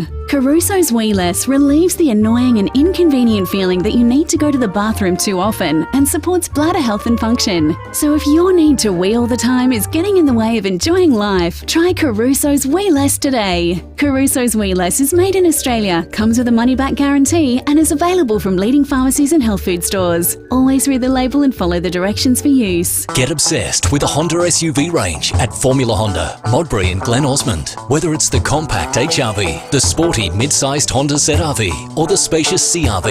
And for a limited time, new Honda SUVs come with a 7-year warranty, 7-year roadside assist and 5 standard low-price services at $199 each. Visit Formula Honda, Modbury or Glen Osmond and test drive today. Vehicles used for a commercial purpose have a 7-year or 200,000 kilometre warranty, whichever occurs first. T's and C's at honda.com.au. When you're gone, who gets the things most precious to you? Like your highly valued comic book collection or your 1976 Tirana in mint condition. If you don't have a will, you'll never know. Donlan Lawyers specialise in wills and estate planning. From the simplest to the most complex, Donlan Lawyers will give effect to your wishes. For wills and estate planning, visit donlanlawyers.com. Hindmarsh Square, Adelaide and Ocean Street, Victor Harbour. Rosanna Mangiarelli here from 7 News. Join me and Will Goodings for Adelaide's leading news hour, 7 News, tonight at 6 o'clock. David Penberthy and Will Goodings. This is 5AA Breakfast. 22 after 7. We'll talk sport with Rowie in just a moment, get his thoughts on the weekend's action. Before we do, though, Pat in the Barossa Valley's called in. Morning to you, Pat. Yeah, good morning, fellas. I'm just wondering how many Australians, men and women, have been in the PFO category. It's a condition not uncommon to the Australian way of life. Yeah, well, the old "I've mixed my medication" isn't that the tiredest excuse you've ever heard? Good on you, Pat. Yes. I'm glad there wasn't mobile phones when I was younger. Oh, for sure. Con on the text line made the point. I said Joyce is no longer an office holder. Con says, well, actually, he is. He's the Shadow Minister for Veterans Affairs. So there you go. An important role. Yeah, absolutely it is. Yes. So keep them coming, folks, on the Dutton text line. All right. Stephen Rowe on 5AA Breakfast. For a great meal, you're on a winner at the Excelsior Hotel. Just know it's a Barrow Hotel. Let's talk sport. Rowie's on the line. Morning to Rowie. Oh, Pemo, Will, good morning. Redbacks lost, 36 lost, Reds drew. But for me, I went last night, thank you to the Sacca, watching Glenn Maxwell ramping on Adelaide Oval, not at the RAH, was an absolute highlight. 120 off 55 cherries, 12 fours, 8 sixes. When he is the big show, he is the big show. I tell you, you're sitting there, you're talking, you're chatting, but when he was on about 60, everyone went out the front, sat and watched and cheered.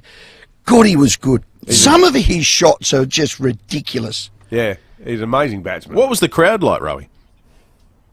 Well, here's the thing. The best crowd of any white ball cricket this summer, including the MCG, the SCG and Canberra, we had just around 20,000 for a picture-perfect game on a Sunday night at Adelaide Oval. Again, I'll say it, we turn up. No one else does, but our fans, our state, we turn up. So that is outstanding. Hey, I want to ask a question.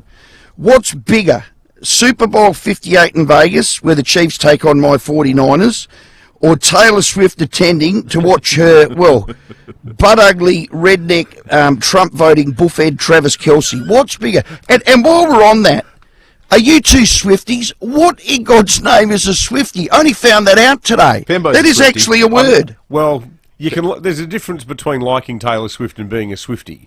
I think you can just like her music. I really like her music. I've got, well, pretty much all her records. You went to a concert? I went to the 1989 concert, which was 3 concerts ago, almost 10 years ago now.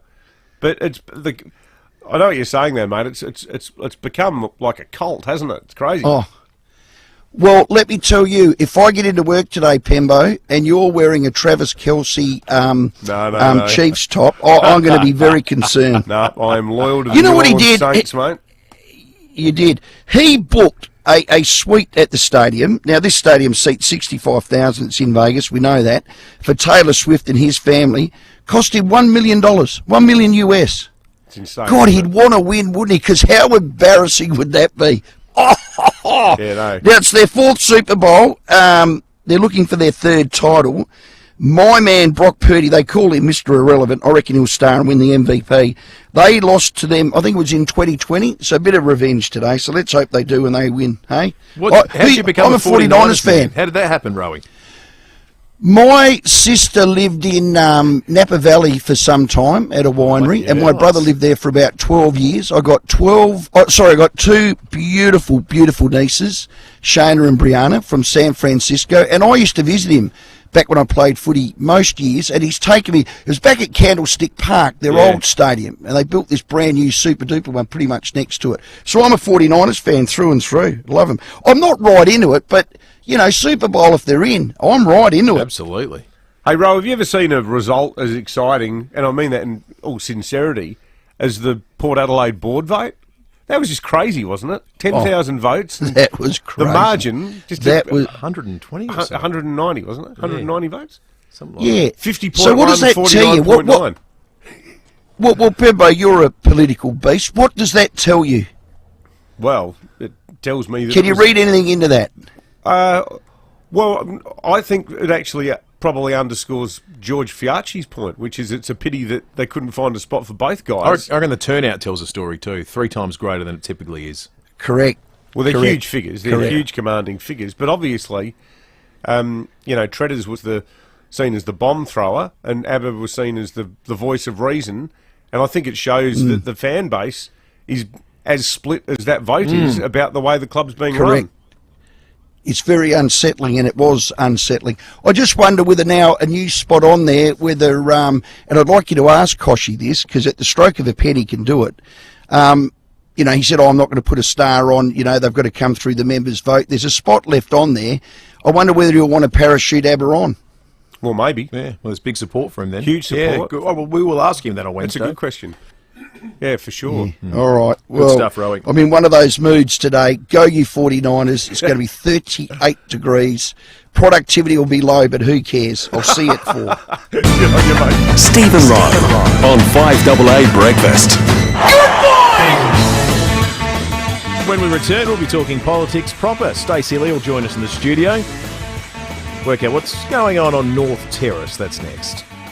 $50,000 sitting in the bank doing nothing much? Interested in a direct mortgage investment? You could be earning 10% per annum paid to you monthly. That's right, 10%. Angus Securities has provided mortgage investment opportunities in South Australia for almost 25 years. Call 1800 010 800 to discuss this investment offer or visit the Flinders Street office. Investments are not bank deposits and there's a risk you could lose some or all of your money. You may receive lower than expected returns. Read the PDS carefully to decide if this product is right for you. AFSL 232479. Visit Angus Securities to access further information, including the offer brochure and TMD. 10% per annum fixed interest paid monthly. You're better off with Angus. G'day everyone, Cornsey here. Now, I know a great team and I see one, and the South Australian hydraulic team I rate the highest is BL Shipway. I've known them for a long time. David Shipway is one of the best blokes you'll ever meet. BL Shipway, they've been looking after your hydraulic and pneumatic needs since 1953 with brands like Ryco, Rexroth, Enerpac, Hydac, Oilpath, EasyFit and many more. And if you can't get to them,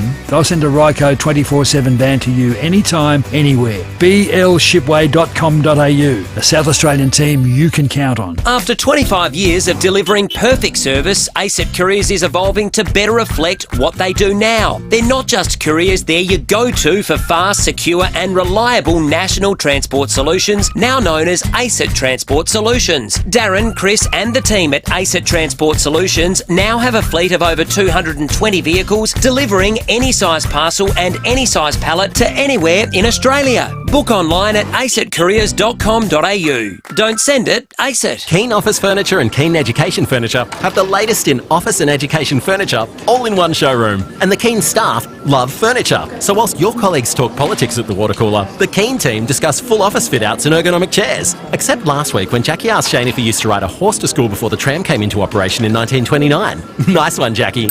Keen delivers and sets up furniture at schools and workplaces in Glenelg and all over SA. Keen Office Furniture and Keen Education Furniture. Leaders in office and education furniture. 5AA Breakfast is streaming live right now. To watch, simply head to 5AA on Facebook or YouTube. This is Adelaide's 5AA.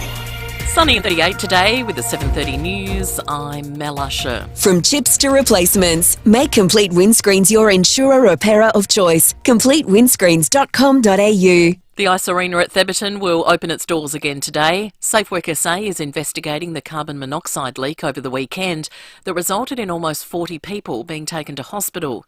Duty Manager Simon has told 5AA's Jade Robran the machine used to resurface the ice has been blamed for the incident. Yeah, that's been temporarily decommissioned. We've got some experts coming in to go over it with a fine-tooth comb and get her back up and running as soon as we can. A truck driver's lost his licence after he was caught speeding on the freeway at Callington this morning. Around 3:30, police clocked the B-double truck travelling at 130 k's an hour in a 110 zone. Senior Constable Jen Cullinan says a 25-year-old driver from Parafield Gardens was pulled over and spoken to. Has been reported for driving in a manner dangerous. He's had his licence suspended for 12 months and he's going to find himself in court at a later date. More than 440 people have either visited the state's first 24/7 pharmacy or received health advice over the phone in its opening week. The National Pharmacies on the parade is the first of 3 to open around the clock. Chemist warehouses at the Saints Shopping Centre and Clovelly Park will go 24/7 in the coming weeks. A peak body representing private pathology practices wants the federal government to end an indexation freeze. Australian Pathology says unlike other parts of the health system, pathology hasn't seen a change to the rate, which applies to the services for 24 years. Chief Executive Lisa Wett says they want to keep pathology bulk billed. In 1999, the government froze Medicare rebates. They aren't indexed like the rest of Medicare is indexed. So we think obviously 24 years is way too long for a freeze on patients' rebate. Nationals MP Barnaby Joyce admits he made a big mistake after he was filmed lying on the footpath in Canberra swearing on the phone. Mr Joyce says the incident was caused by mixing alcohol and prescription medication. Party members are expected to discuss the behaviour at a meeting today. Coles is reportedly asking suppliers to reduce their prices so it can pass the lower costs on to shoppers. Farmers say they've been asked to slash prices by as much as 14%. The federal opposition is criticising the move, saying supermarkets are to blame for higher costs, not suppliers. And Taylor Swift fever has hit the Super Bowl. Her journey to Las Vegas has been covered extensively in the past 24 hours, with the NFL now confirming she's arrived. Taylor Swift in Las Vegas. She has made it. Taylor Swift is here.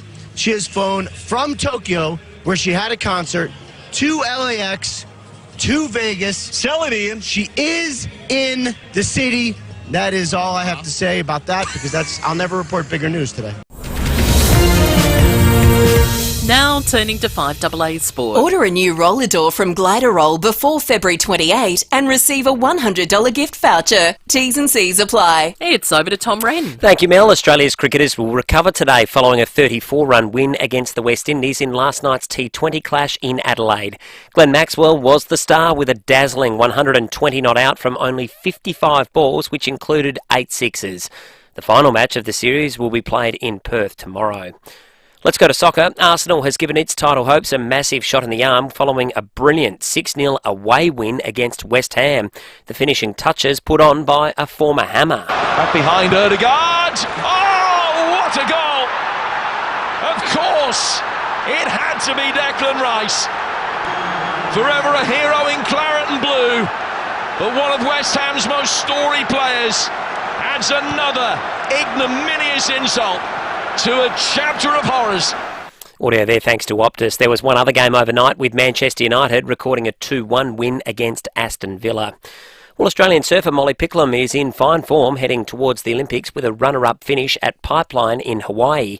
The 21-year-old became the first woman in history to score a perfect 10 at the iconic break. She says she'll take plenty from the experience. I just got so many barrels that day. It was such good practice, and the Olympics being in a left barrel, very similar type of a wave to Pipeline. It was only just a big confidence booster for what I could showcase there in Tahiti. Yeah, exciting stuff. And Super Bowl 58, as we heard, will get underway in a few hours' time, with record ratings expected for the match between the Kansas City Chiefs and the San Francisco 49ers. And that's the 5AA Sport. Now checking 5AA traffic. When you cover things, they last longer. Same goes for you. Save your skin. Download the SunSmart app. Morning there, pretty smooth run today. All the majors looking good for a Monday, which is always nice. Do have some works at Legal Gardens to keep in mind today. Mount Barker Road near the freeway. It's got a few delays there at the moment. Activity at Windsor Gardens too. That's on St Olds Road near Lagonda Drive, and slow for works at McLarenville, Tatatilla Road near Main South Road. Find cameras today, Kelly Road, Modbury and Port Road at Cheltenham. Make sure you and your car stay cool. Switch and save with an Automasters aircon service. Over 20 branches with pay later options available. Call 1300 Automasters. Adelaide's most accurate traffic on 5AA. Now the 5AA forecast. Stay cool. Service your aircon at Automasters. And keep cool with Cool Now, Pay Later options. Hot and sunny today, heading for a top of 38. Sunny tomorrow, 27. Wednesday, cloud clearing 25 and 29 on Thursday. Right now, it's 18 degrees. More news as it happens on 5AA. David Penberthy and Will Goodings. This is 5AA Breakfast.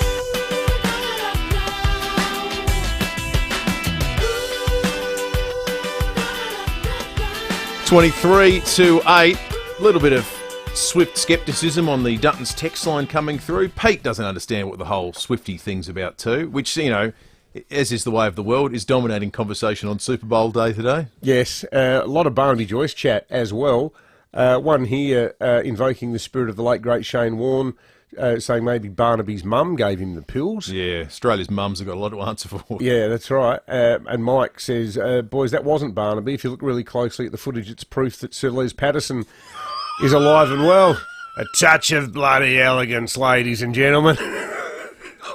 If you've never watched it, I watch it about once every 3 months. Just type the words "touch of elegance" Sir Les Patterson into YouTube, and you will laugh your head off for the next 10 minutes. Australian Television Hall of Fame. Good. Stacey Lee's in the 5AA Breakfast studio with us, thanks to Keen Office Furniture and Keen Education Furniture, leading the way in office and education furniture right here in South Australia. Morning to you, Stacey. Good morning. How are you, Stace? How are you coping with this heat? Yeah, I'm all right so far. Yeah. I'm actually just too gobsmacked that Rowie didn't know what a Swiftie was. I know. Where's he been? Under a rock? I just spent the morning trying to find yesterday's Sunday Mail because I'm putting together my life-size poster of Taylor Swift. Well, we've got to put one on the wall in It's here somewhere. 1.9 metres high, isn't it? Oh, well, yeah. Do you know all week in the paper. She is a giant. She is tall. One of our excellent listeners, very talented listeners, painted David a picture of Taylor Swift. Yeah, superb. I need to see it. Yeah, I've got a photo of it. I'll text it to you later, Stace. What's your favourite album? 89. Yeah, I'm Red. Oh, I like Red. Yeah. I'm also getting back into Reputation. Yeah, Reputation's good. Yeah, it's a bit more. I mean, she's definitely not punk, but it's a little bit more angsty. Yeah, yeah. Which is more my vibe. Yeah. Bit of angst. Bit of angst. Nothing wrong with a bit of angst. I'm sure there's an angst by-election segue there somewhere, Luce, yeah. but I'm not going to go there. Yeah. What's exciting you about the week ahead, state politics-wise? Well, I actually was just lamenting yesterday's reporting by Andrew Huff in the Sunday Mail about the Liberals going at it again. This is federally. This is Alex Antic and Anne Ruston, the fight over the #1 Senate spot. Yeah, that's been bubbling along for a while now, that story. It'll finally get to a head. And this is why the Libs won't get back in 2 years. Yes, these are the feds. But it's the same people. It's the same people. Same personnel. Yeah. Same party. Will they ever stop fighting with each other? No. Will had a front row seat for it a few years ago. Yeah, no is the answer. I think people thought, especially within the state party, that when all that whole dynasty and the former Liberals of old had all moved on, that it would all sort of start fresh. It has not. It will not. And this is why they will eat themselves apart. And this is why they don't spend enough time plotting and campaigning cleverly as the Labor Party, hence the Corflutes decision last week, which I just think is genius politics by Labor. They voted against David Speer's Corflutes bill 10 times to ban Corflutes, 10 times during this cycle. And then all of a sudden they went, yeah, we're on board. We've changed our mind. We'll vote for it. And I spoke to Kaya Ma on the program after it happened, and it was quite comical. This is what he had to say. I think we've got a grab from him there. No, we don't have it. We'll get it for you in a second. No, that's all right. And he basically said, I'm thanking Robert Sims for this, Greens MP Robert Sims. This is all thanks to Robert Sims and his advocacy. He's done a great job. And I said, yeah, advocating for David Speer's bill, the Liberal leader's bill. But it was Robert Sims. It had nothing to do with David Speers. It's all Robert Sims. So thank you to Robert Sims. So I wonder if a deal was done between Greens and Labor for the preferences in Dunstan. Matt Abraham wrote a good piece about it last Friday in his in Daily column, pointing out that apparently Michael Pratt, former federal Liberal MP, who is a notorious stirrer, he had a whole pile of corflutes that he'd printed up attacking Labor over its failed ramping promise that he was ready to put up in Dunstan. And he's said, well, there's 1,000 posters that we won't be using now that would have been quite handy. Hire a skywriter. Yeah, maybe they might be coming back in South Australian politics. Here is that exchange with the Attorney General Kaya Ma on Stacey's program. I've got to give credit to Robert Sims, who has advocated, supported this bill, and I know has written to the Premier, and I've certainly spoken to Rob today about that, and I think that Robert Sims' advocacy on behalf of the Greens has convinced us that it is time to ban corflutes, and But what's he been saying differently in recent times? I've been talking to members of the government, David Speers, Robert Sims, about this issue for years, and I don't think his rhetoric has changed recently. A number of things, the way Rob has campaigned and advocated for it just over the last few days that have been especially compelling has included the environmental arguments about single-use plastics. Yeah, it's not as though they've reinvented, the tax system, is it? No. It's banning cardboard signs. Zero has changed. Nothing has. The only thing that's changed is we now have a by-election that Labor wants to win, and they might need the Greens' support for it. Do you reckon that was it? And probably the fact too that there's a pretty solid Green vote in Dunstan. The Labor wanted to get a bit of. It's bizarre, isn't it? They must think voters have got amnesia, but they seem to get away with it though. Well, I don't know if do many people out there care about the goings on in Parliament that we do, or do they just think, great, they're off our Stobie polls? I don't need to see a politician's face on my Stobie poll. Based on the feedback we get, I reckon people hate them. I think people really hate those posters. Yeah. But they'll be glad that they're gone. Do they care that Labor voted against this bill 10 times? I don't Now think so at all. And registers. It meant every state Labor MP got to post on their social media with, these silly things, we're banning them, go us. Yeah. You've been saying no. It's the printers I feel sorry for. How many corflute trees had to die out there in the last 10 years? I don't think there's too many trees that go into their manufacture. No, there's not. What are they made of? They're kind of plasticky, Chemicals. aren't they? Yeah. I know they're not great. Yeah. What do you think is going to happen with this Dunstan business? Do you think the because you're down as saying Labor's going to win it, aren't you, Will? Do you think Labor's going to win it? Yeah, I think so. Matt Abraham says Labor's going to win it. I reckon. I think the Libs are going to hold it. Do you think? But I've been wrong before. Well, we all many have. times. I still think Labor will win it. And the longer the campaign goes on, and the more clever they are. And this is why they're more clever than the Liberal Party, because the Liberal Party spends all their time fighting with each other. I mean, why are Alex Antic and Anne Ruston fighting over number one spot? They'll both get in anyway. Do they need to have this big public battle? I think the thing is it shows too how crazily ideological the party has become, where someone as inoffensive as Anne Ruston can be targeted by Alex Antics people, and you think, well, what's Anne Ruston ever done? Yeah, It's but not it's like Anne deeper. Ruston's It's Christopher deeper Pyne. than just Senate position, isn't it? It's state council. It's who runs the party. It's who provides the president. It's then who gets the last position on the ticket. Like this, it's But bigger than she's just like- a face-off between those two people. She was health minister at the tail end of the Morrison era, wasn't she? I thought Morrison was. He might have appointed himself. Yeah, he was all of them. He was all of the He was above. all of the above. Didn't really matter what anyone else was, did it? Exactly. Oh, crikey.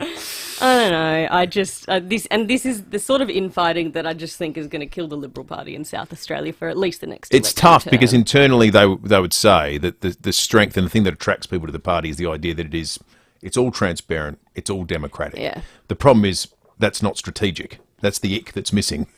You know, part of the problem too is that the gender aspect to it, for a lot of the people in the party, the more conservative people, and this is not an argument that Anne Ruston or anyone is putting on her behalf, but there's this view that, is she there just because she's a woman? And if she is there because she's a woman, then I am personally aggrieved by the fact that there's a sort of tokenistic element to all this, and maybe Alex is my guy.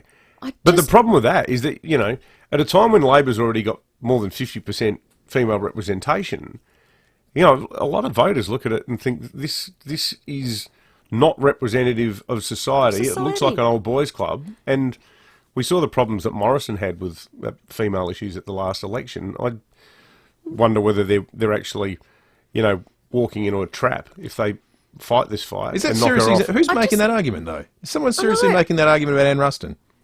Well, I mean, you look at the history of recent pre-selections in this state. But she predates all this stuff. She's been in since 2012. And I just can't help but roll my eyes every time they do this. Oh, is she there because she's a woman? Well, we saw what happened. We saw what happened in the Bragg by-election, though. When Vicky Chapman left, the leader of the party, David Spears, said, "Look, like for like, it would be good to see her replaced with a woman." And immediately, a whole bunch of people in the Liberal Party went, "Over my dead body. I'm not going to be told on affirmative action grounds how I should vote." And it almost became a matter of principle for them to find the first bloke they could with a pulse to make sure that they could send a statement to Spears that you're not allowed to meddle in our local decisions. We're going to do this ourselves, and all the public lecturing about getting a woman. Don't you tell us what to do, young man. Yeah. But this is what We'll give you Jack Batty instead. This is what frustrates me, and this is why the Liberal Party is just truly not representative of the South Australian landscape. And why is it that every time a woman in that party is discussed, someone brings up merit, yet when we're talking about men, merit never comes up? And look, Jack Batty's doing a good job. I actually think he's doing a good job in Bragg. But what did he do before Parliament? He was a staffer. I think he has a law degree, but he worked as a staffer overseas and in Adelaide. And look, he's proved himself. I think he's earned his stripes. But the idea of merit never comes up when you're talking about male candidates. But every single time a woman is mentioned, the party brings up merit. And what is this You want to merit see merit in thing? action?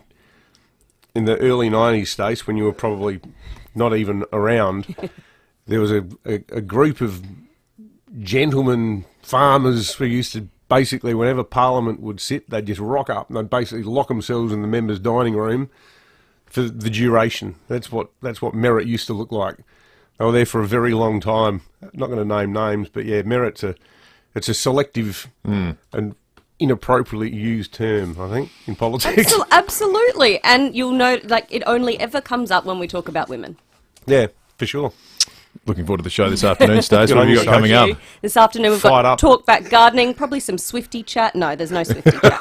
Not today. That'll be next week because I'm off to the Sydney show. Are you? Excellent. I am. Lucky you. Waited online for hours and hours. Did you get them in the original sale or did you do marketplace? Sale? No, original. And Wow. I was online for hours and I happened to be overseas at the time. So it's a whole story. I had to buy portable Wi-Fi to carry with me. Wow. I was going in and out of airports. Oh, crikey. Yep. Well done, yeah, you. I was cheering at Kuala Lumpur Airport with my hands in the air, scaring everyone around me.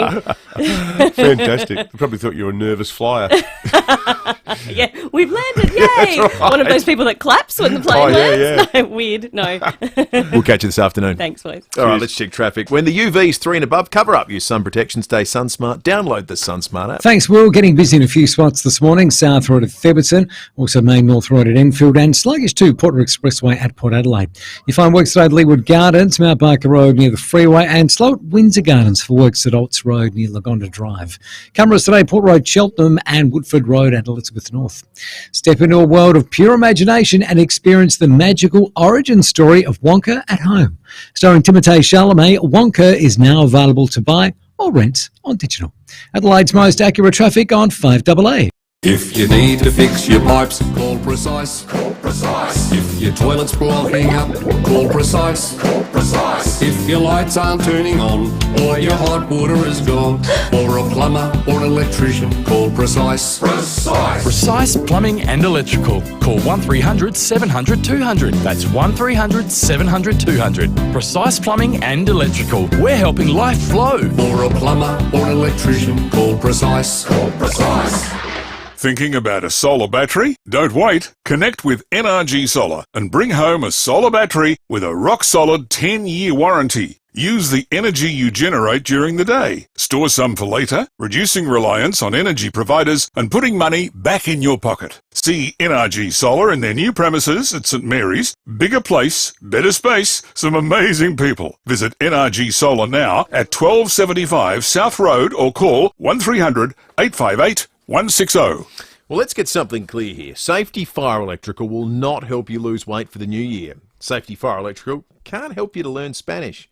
They can't teach you the dance moves to the latest TikTok video trend, but they will make sure your business has a fire protection plan for 2024. That's right. No workplace is completely fireproof. A safety plan with Safe Fire Electrical isn't merely a formality.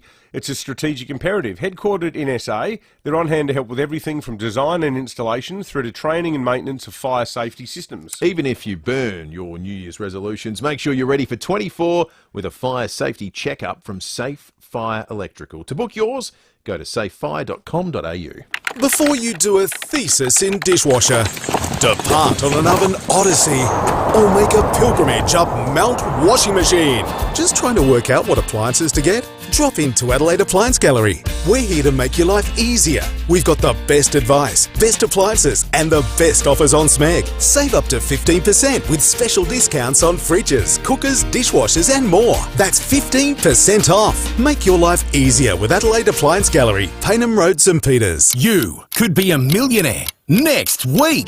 The countdown is on. You have just 4 days to get your tickets in the Hospital Research Foundation Home Lottery for your chance to win the $1 million early bird prize. Don't miss your chance to pocket a life-changing $1 million.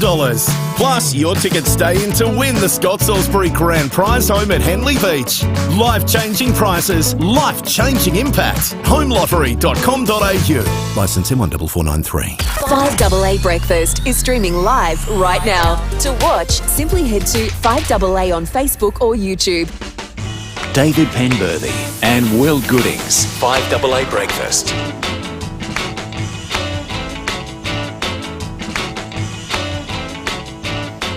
7 minutes to 8. There's a little thing we like to do on 5AA Breakfast called the 5AA Breakfast Venn diagram, where we try to work out, do we have any listeners that do something? We suspect generally that the answer is no, but like to be proven incorrect. As per the birthday party exercise inspired by Release the Bats. Per... Three. We found three. We found three. Today is Super Bowl 58. The halftime act is Usher. When I told her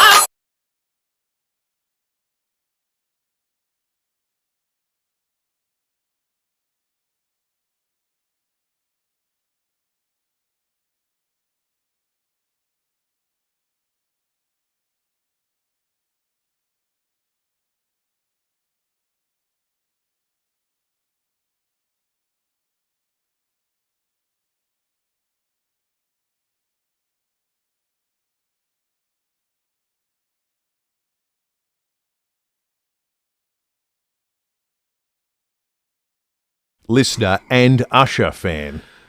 I think my teenage son likes Usher. Every time he says something about Usher to me, I just respond by going, Usher! Which everyone who owns the, I think it was 1983 Rodney Roode live album will remember. There's a Venn diagram. The excellent joke about Rodney sitting at the cinema next to the man who had nits. I didn't want to create any attention, so I just called out to the Usher. Rodney Roode and Usher fans. We'll get a $100 unique Homestyles food voucher to give away. Do you fit in today's 5AA breakfast Venn diagram? Do we have any Usher fans? Do we have any Usher fans? We'll give you a we suspect we don't. 5AA breakfast mug. We might send no, one no, to we'll give Mr. him, Usher. no, we'll give him the $100 unique Homestyles food Oh, yeah, voucher. that too. Yeah. Oh, you're going to give him the mug as well, are you? Yeah. Feeling and generous the mug. this morning. Why not? Why not? Super Bowl day today. Last year, it was the highest rating Super Bowl of all time. 115.1 million Americans watched it. Became the second most watched TV event in the history of US television. Do you know what the most was? Was it the previous year's Super Bowl? No, it wasn't. The Super Bowl, in fact, of the top 25, makes up about, if I quickly work it out, about 20 of them. But no, the number one of all time was the Apollo 11 moon landing. Oh, really? So it beat that? No, it was that's first. It was second. Oh, to okay, that. right. That's the most all time. That wasn't when Molly lost her battle with leukemia on a country practice. No, that didn't register in the top 25 in the US. Okay. No, I'm sure they'll catch up. It was up there in Australia, I though. think they're behind. That's in right. Country practice. Exactly. The ads are, of course, always a big talking point. The average 30-second commercial spend during the Super Bowl is $7 million. That's what it'll cost you to get on the air. Wow. All the slots have been sold out for the last 3 months. The last of them sold out in November. Ads, this is interesting. They've always been super expensive. You might think it's a recent phenomenon. Ads for the first Super Bowl in 1967 cost $337,000. That was a stack of money back then. Which is a lot of money. In today's dollars, the cost per second of an ad's about $233,000. Wow. 233 grand. Yeah. $250,000. Unbelievable. Some of the big ones that you'll see over the course of the day. BetMGM is for everyone that loves sports betting. Everyone. But Tom Brady.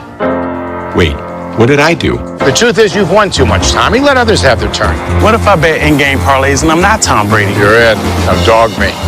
What if I bet the money line, but I think Tom Brady is cute? Well, eye of the beholder. Subjective, but you're in. Hi, Tom. Hey, Snoop, Martha. This big Easy Reach lighter is perfect for lighting bowls. Of floating candles? Well, right. Or a big fat... Real fat. Torch wick? It helps to keep my fingers away from the flame. I know. That's my big Easy Reach light. I only borrowed it, and it's great for hard-to-reach places, right? Yeah, you pretty hard to reach since you borrowed my lighter, Willie. You know, you look nice. Okay, we done? Hello, Mr. Walken. Does this table work for you? Yeah.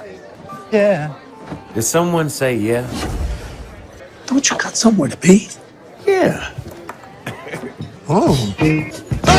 There's only one Christopher Walken and only one ultimate driving machine. The rest are just imitations. So it's 3 ads there. The first, Vince Vaughn and Tom Brady for BetMGM, the betting company over there.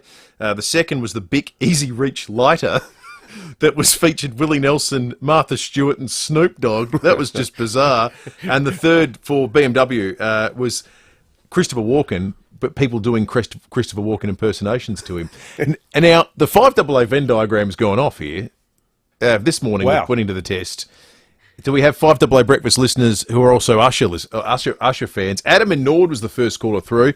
You like Usher, Adam? Yeah, why, doesn't everybody? Well, there's a few other people waiting on the line who do. Okay, maybe they're more of a fan than I am, but we'll see how we go. So what's his best song? What's his biggest hit? His biggest, well, I love the Confessions album. It was probably back in the 90s when it was released, and I might be wrong with that, but I love DJ Got Us Falling in Love. It's just got this great super beat, really good to dance to. I would be surprised if anybody would not be tapping their feet or stomping or doing something or singing along. It's just got a great little vibe. Okay, Adam, you've got $100 worth of unique homestyle food coming to you. You're the first caller through that's an Usher fan. Trevor in Grange, how long have you been an Usher fan for? Oh, I would dare say since I was 17, I think, when he brought out his first song, so you remind me. But apart from that, it's just my mates give me a lot of stick if I just crank up the R&B with Usher rather than some country song from Luke Combs or the Cold Chisel, you know. You've got a 5AA breakfast mug coming your way, Trevor, because of your mocking friends. Mel, good morning. Hi, been a fan for a really long time. Love his album 8701, some really good hits. But I think the song would have to be one of his biggest ones. It's featured in a lot of movies, and I think the Super Bowl performance will be outstanding. Good stuff, Mel. You've got a 5AA breakfast mug coming your way as well. There you go. The Venn diagram has spoken. Mel Usher. Mel who loves Usher. Mel Usher. I wonder if Mel Usher's related to Usher. I think definitely. I think they're cousins. Yeah, only by marriage, probably. 5AA news time. Breaking that coming up in just a moment. Now let's see what's in the swear jar at Buy Urban Bathrooms and Kitchens. Wait, that's a cookie jar. Oh, busted. My mistake. Let's see. Here it is. Here's one from Renette, an interior designer at Buy Urban for over 20 years. Renette swears to ensure your dream bathroom becomes a wonderful reality. For a team that swears to deliver on quality and service, see Buy Urban Bathrooms and Kitchens, Adelaide's home renovation experts. Wouldn't mind a cookie. Online, on DAB Digital Radio, and on 1395 AM. Talking Adelaide. This is Adelaide's 5AA. Sunny and 38 today with the 8 o'clock news. I'm Mel Usher. Chipped windscreen? Complete Windscreens can repair it from just $99. Look for the big red koala. A Parafield Gardens truckie has lost his licence for a year. Senior Constable Jen Cullinan says police were doing speed checks on the freeway at Callington around 3:30 this morning. They clocked a B-double truck travelling at 130 in a 110 zone. The 25-year-old has been reported for driving in a manner dangerous and will be summoned to front court. The Ice Arena at Theberton is open again today. SafeWork SA is investigating the carbon monoxide leak over the weekend that resulted in dozens of people being taken to hospital. Professor Nicola Spurrier says that kind of poisoning can be fatal. If it is very, very high levels of carbon monoxide poisoning acutely, it can make you very, very sick, and it can go on to lead to unconsciousness and seizures, and even in some cases be fatal. But that's not the situation that we've had here. The incident has been blamed on the machine used to resurface the ice, which has now been decommissioned.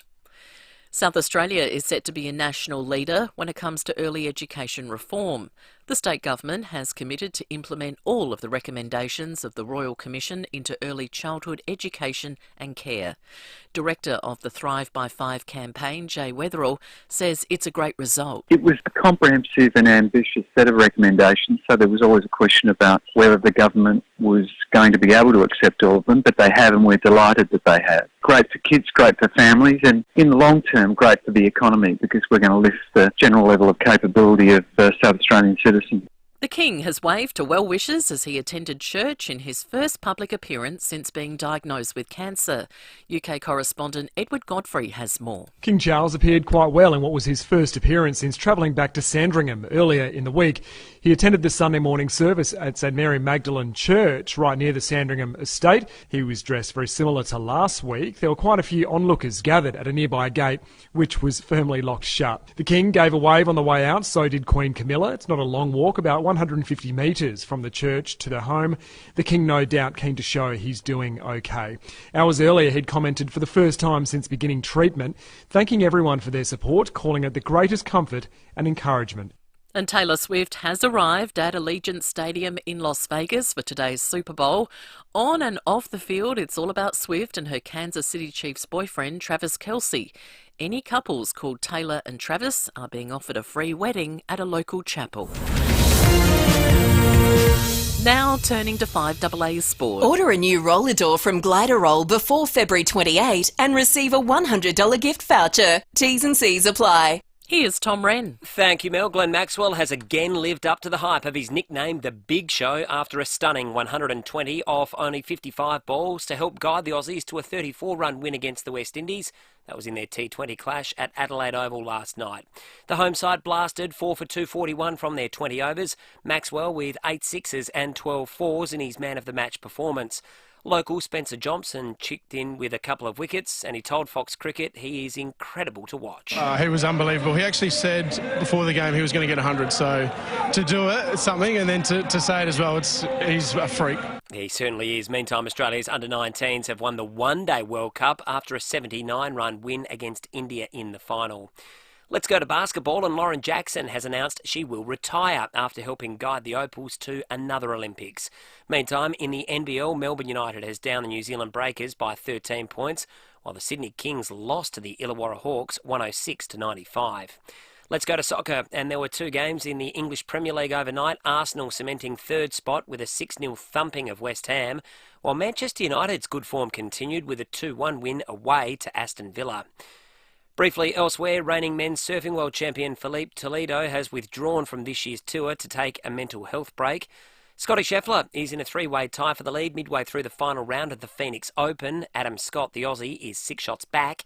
And in today's Super Bowl 58, the San Francisco 49ers meet the Kansas City Chiefs in Las Vegas.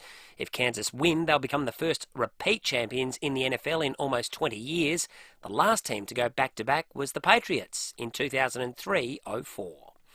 And that's the 5AA Sport. Now checking 5AA traffic. When you cover things, they last longer. Same goes for you. Save your skin. Download the SunSmart app.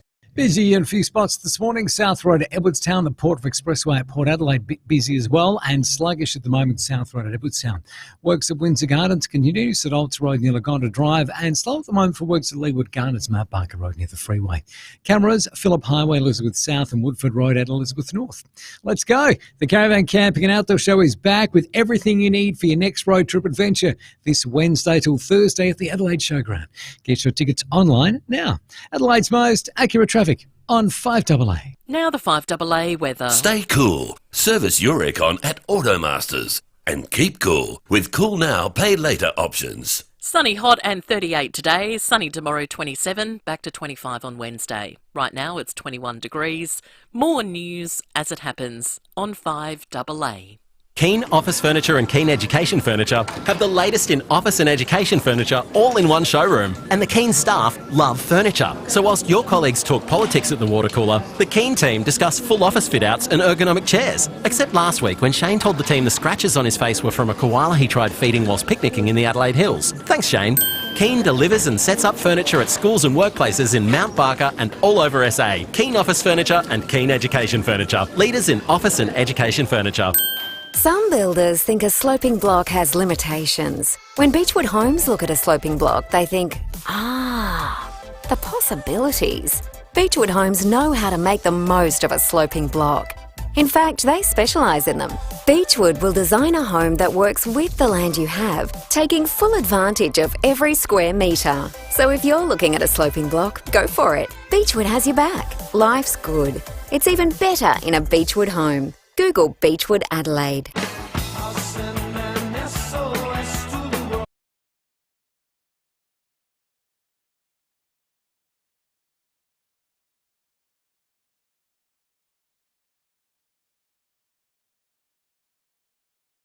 Warming up out there, 21 degrees right now. It's going to get hot fast. It'll be 35 by 11:30. We'll hit our max at 38 by about 1:30 today. It's jumped 4 degrees in half an hour. Yeah. It's gone from 17 at 7:30 to 21.3 now. It's going to get hot fast. It'll start cooling down by about 7:30. It'll go down to 33. Then at 8:30 tonight, 29, and all of the change will have come through just after that, 25 by 10:30. So we're going from 17 up to 38, and then down to 25, all before, all in the space of a day. All before bedtime. All before bedtime.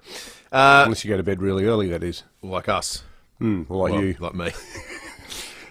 Coming up shortly, Dr. Richard Harris, Lieutenant Governor of South Australia, Thai cave rescue hero, and also author of Alfie the Kind, a new children's book that's come out. We'll be chatting with him after 8:30. Also, Richard Laidlaw, the manager of the Ice Arena, which we know is back and operational today after a weekend after 38 people were hospitalised with carbon monoxide poisoning. They found the culprit, the machine that smooths the ice. So that one's been parked for a little while and the Ice Arena can operate. But we'll talk to Richard Laidlaw about how the weekend unfolded from his perspective.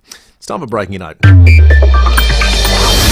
We're just talking to Stacey Lee about the unlamented departure of corflutes from the political landscape, those posters which have been driving people mad. You often see them months, if not years, after votes have been held. I mentioned the other day there's still a vote yes referendum banner up near the Oporto there on Green Hill Road. Well, there's another feature of elections which is in the crosshairs of this morning's Breaking at 8 guest, Rebecca Sharkey, the member for Mayo. And I reckon some people, and I'd put myself in this camp, would actually find it even more annoying than posters. It's how to vote cards, and not just the fact that the how to vote cards exist, but more annoyingly, the people who barrel up to you at polling booths and get under your grill, standing in your way, saying, vote Liberal, vote Labor, vote Greens. When you consider how simple it is to fill in a box that requires no more than 4 or 5 digits in ascending order of likability, why do you need any assistance at all? Rebecca Sharkey is on the line. Rebecca, great to be chatting with you. Good morning. Do you agree? Do you reckon this is more annoying than corflutes? Oh, I think they're on par. But look, I've noticed over the elections that I think it's becoming a bit of an arms race, more and more, and people find it. Well, many people find it quite intimidating, sort of, running the gauntlet to get into the polling station. So I don't think we need them. I think, why can't we have, every person who's a candidate, they've got a corflute up in the polling, they've got a how to vote card up in the polling booth itself where people are taking a vote. And I think that would be enough. Personally, my how to vote card just has me in number 1. I'd be really grateful for that, and a question mark in all the others, because people choose where their preferences go, and I think that's one of the great anomalies that we have with our election system is people often ask me, particularly during elections, but where are your preferences going? Where are your preferences going? And I say, well, actually, you determine where your preference goes. I don't do that. It's between the voter and the polling booth. So I think we could save a lot of paper. We could, so from an environmental point of view, I think it's a great idea, and I think it would just make a much calmer atmosphere on election day. Yeah. You've got some support. The Liberal member for Sturt, James Stephens, has said he thinks there's something to this. Does that speak to the broad appeal of the legislation you're going to bring, or have you got a fight on your hands, do you think? Look, I think there will be some appeal, and James and I have been chatting about this. He's done some research on what happens in other state jurisdictions. So in Tasmania, for example, you can't have volunteers, I think, within 50 metres of the entrance. So it really just takes all of that away. You don't have 10 people from one party or the other all trying to give out how to vote cards, and in many cases people are walking in with 10 pieces of paper that they don't need, that they're probably not going to look at. They drop them out of their hands. Often they're really glossy, so they've got a plastic film on them. They become slippery. Other people slip on them. No, I think we can really, I guess, take the heat out of this. I've had the privilege of observing elections officially on behalf of the Australian Parliament in Fiji and Timor-Leste. None of those places do that, and people go into cast their vote. They're informed. They know what they want to do, and if they have any questions, they can always go to the official. Have you had any feedback from many Labor MPs, Rebecca? I know you mentioned James Stephens, the Liberal member for Sturt, but I wouldn't be surprised if Labor's a bit iffy about this when you consider that the Albanese government wouldn't exist if not for the consistent flow of Green preferences to get Labor MPs over the line. Have you had any feedback yet from them? Well, not yet, but what I'll do is I'll put my bill to the Parliament, and I would then like it to go to the Joint Standing Committee on Electoral Matters for it to be reviewed at that point, and then we'll see, what the arguments are. But really, if we've got, 8 or 10 polling booths within, every suburb, and we've got it up there so people can glance up if they want to follow a particular party's suggestions for preferences, that information is still there without the need to have people, and often, particularly early in the morning, people are still in their dressing gown. I'm surprised how many people go to vote in their pyjamas. So, people have just got out of bed and they just want to get it done and then, get on with their day. Yeah, I think it would make it a far more enjoyable experience for everybody. Yeah, for sure. Rebecca Sharkey there, the federal member for Mayo, on the irritating question of how to vote cards. Thanks, Rebecca. Let us know what you think, folks. I think people will have some stories of encounters they've had on polling booths. There's two types of people we'd love to hear from. People that have got a story from, experiences, good or bad, they've had at the polling booth. Broadly, whether you think it's a good idea to ban how to vote cards, or people have handed them out. How do you feel about it being banned? Is the whole noble enterprise of handing out hand of votes being sullied by a couple of bad eggs, maybe? 822 You can text us on the Duttons text line as well, 0480 08 1395. Love to hear from your thoughts on that. I always find it's largely been booth dependent.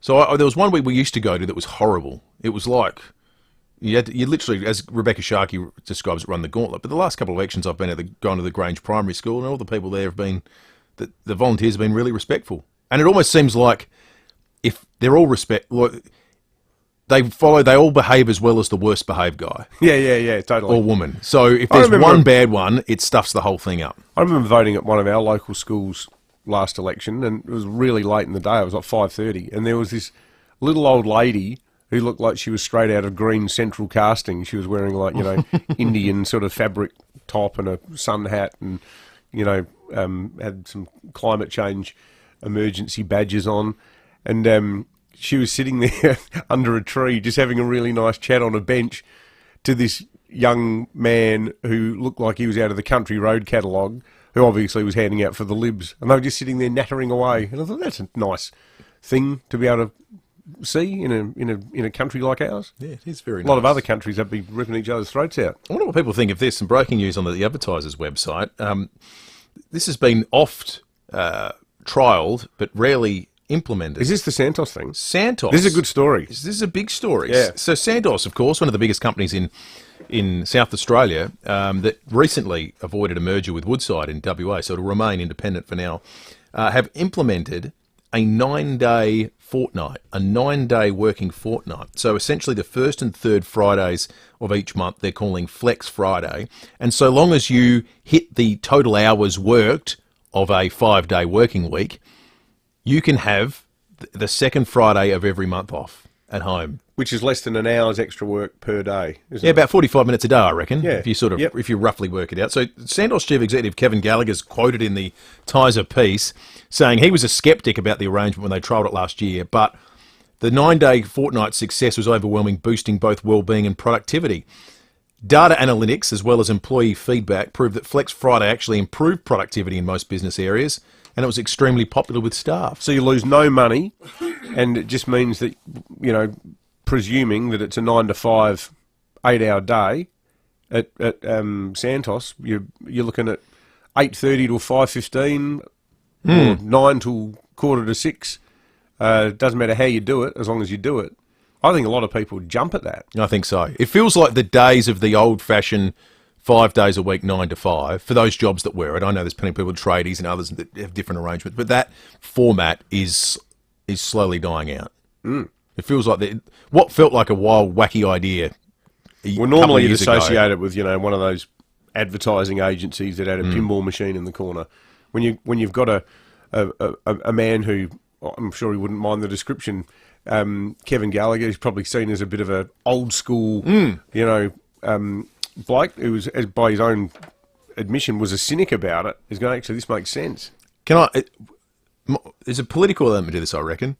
Does the 9-day fortnight last in a world where the legislation passes where your boss can't call you outside of hours for risk of imprisonment? Because I think you have to be able to be contacted on that day.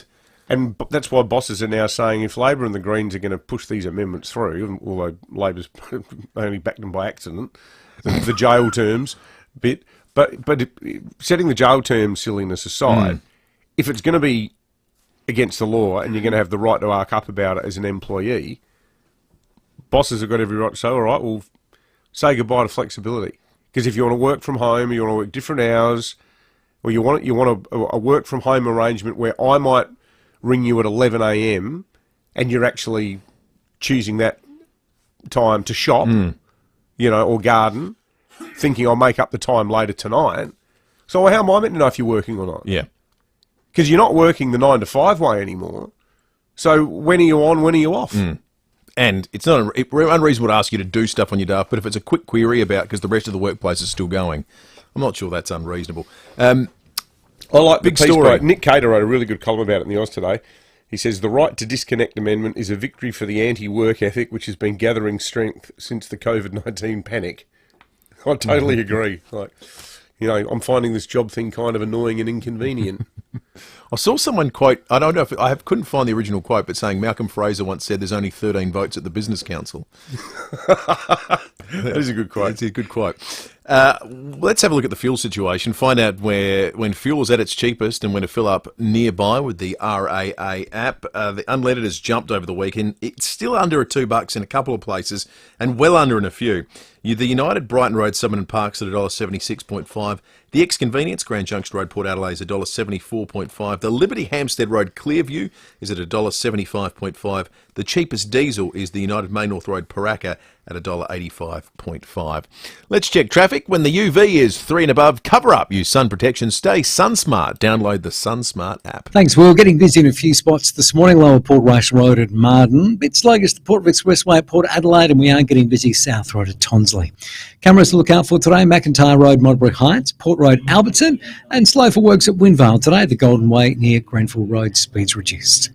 GWM's 2023 plate clearance is on now with great deals and brand new selected models starting from $25,990. Drive away. Hurry in, don't miss out. GWM. Go with more. Adelaide's most accurate traffic on 5AA. Rowie and Timmy G on the 5AA Sports Show. Well, it's been run and won by Treaders with a 50.9% majority. You're good mates with both. How do you feel as a Port great? Treaders is on your board. Again, I'm glad it's over. I think he'll learn a few things himself because he hasn't sat on a board of note, hasn't sat on certainly an AFL club's board. Rowie and Timmy G. But you know what? He's a pretty quick learner. Yeah, well said. 4 p.m. weekdays on 5AA.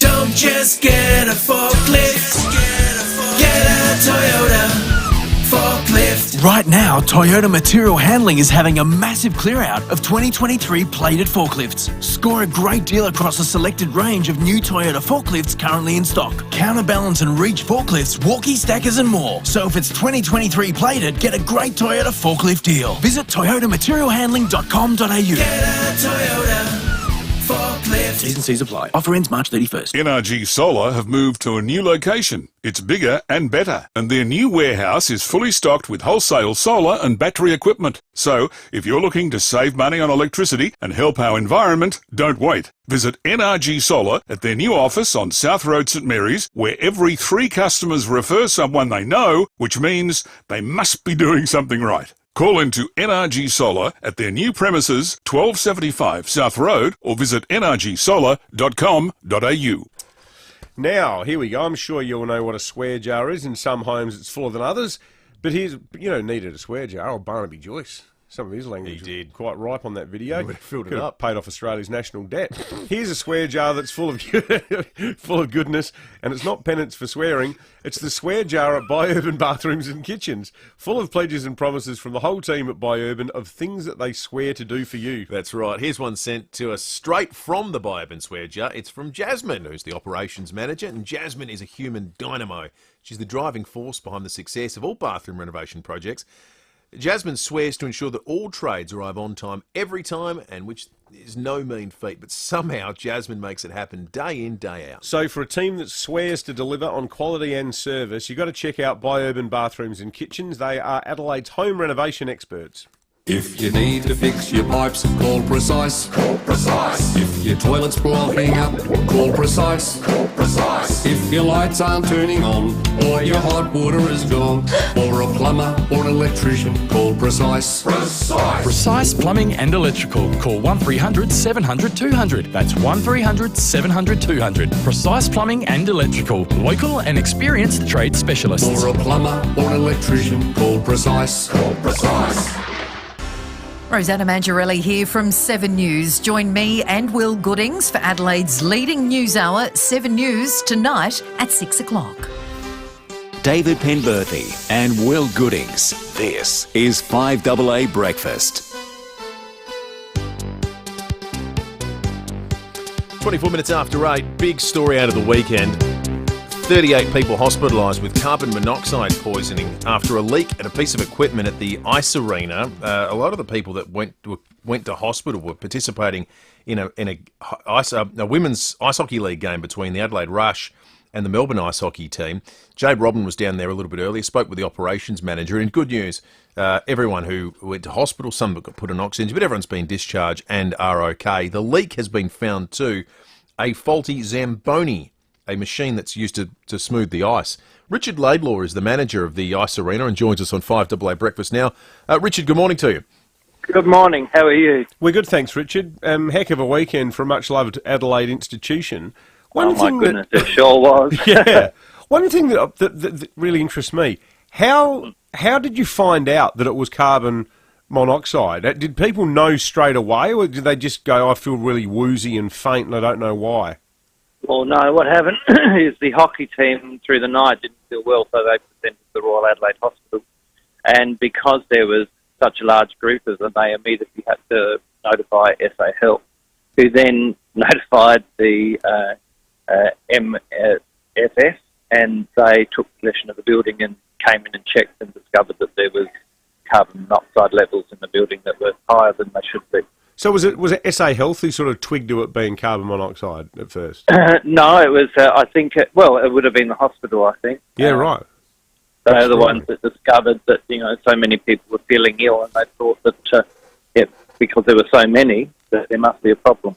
So, and I guess they followed their chain of command, and they discovered it pretty quickly. They were onto it very, very quick. They have, our SA first responders do a fantastic job. They were onto it very, very quickly. Jade said when we sent her out there this morning that people were on the ice today. There was some ice hockey practice or something that was starting very early this morning. This machine being out of action, does that make it difficult for you to run as normal, or have you got a backup? I've got a backup machine that we've been using. So we've pulled that. So we immediately decommissioned the other ice resurfacer and put into service the backup machine. So, is it something that is an issue with these machines? Has it ever happened before? Have you heard of it happening before? Yeah, I think it happens around the world in other ice rinks, the same sort of situation. They're really like a car. Yeah, sure. Yeah. And we have a maintenance program for our Zamboni. In fact, it was only just serviced 2.5 months ago. And then when one of the duty managers said that they thought it was running a bit rich, we organised for the mechanic to come in. In fact, it was this morning that they were coming in. So it just so happened that this happened on Saturday. So they use petrol, these things, I'm guessing? No, LPG gas. Oh, okay, right, LPG. Oh, yeah, you can see the canisters in the back of them. Yeah. Well, it's good that it's all ended well. And everyone's made a recovery. But I guess there's a bit of thinking through for you guys still, isn't there? Well, we do. We're immediately, of course, Safe Work investigating, and we're launching our own investigation here on how we can do this better and avoid this sort of thing happening. We'll put into play whatever we discover. To try and stop this issue happening again. We won't. We've got alarms everywhere here now. Yeah, for sure.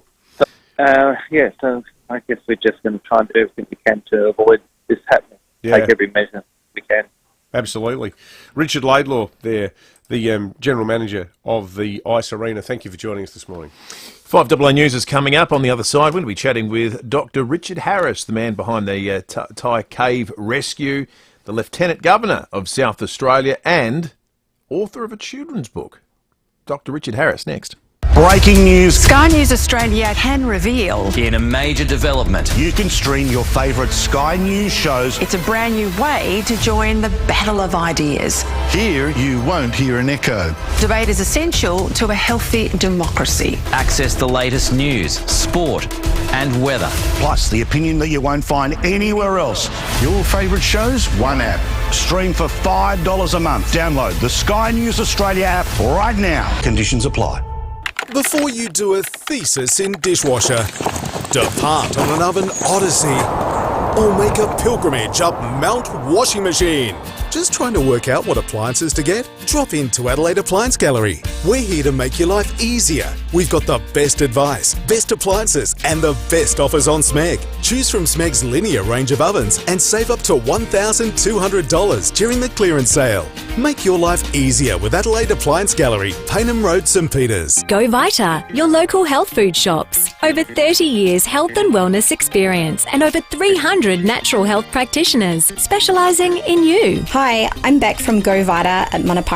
Try NutriVital Prebin Stress and Anxiety 60 tabs, now $29.95, save 40% for those moments when life gets a little too hectic. Always read the label and follow the directions for use. Go Vita, Colonnades, Fairview Green, Marion, Mount Barker, Manopara, Semaphore and Tanunda.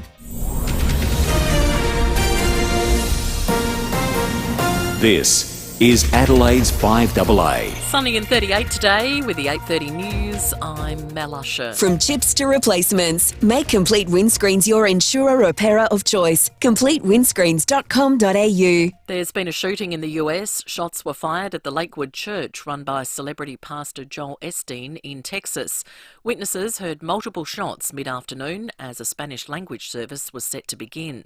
There's no word on casualties.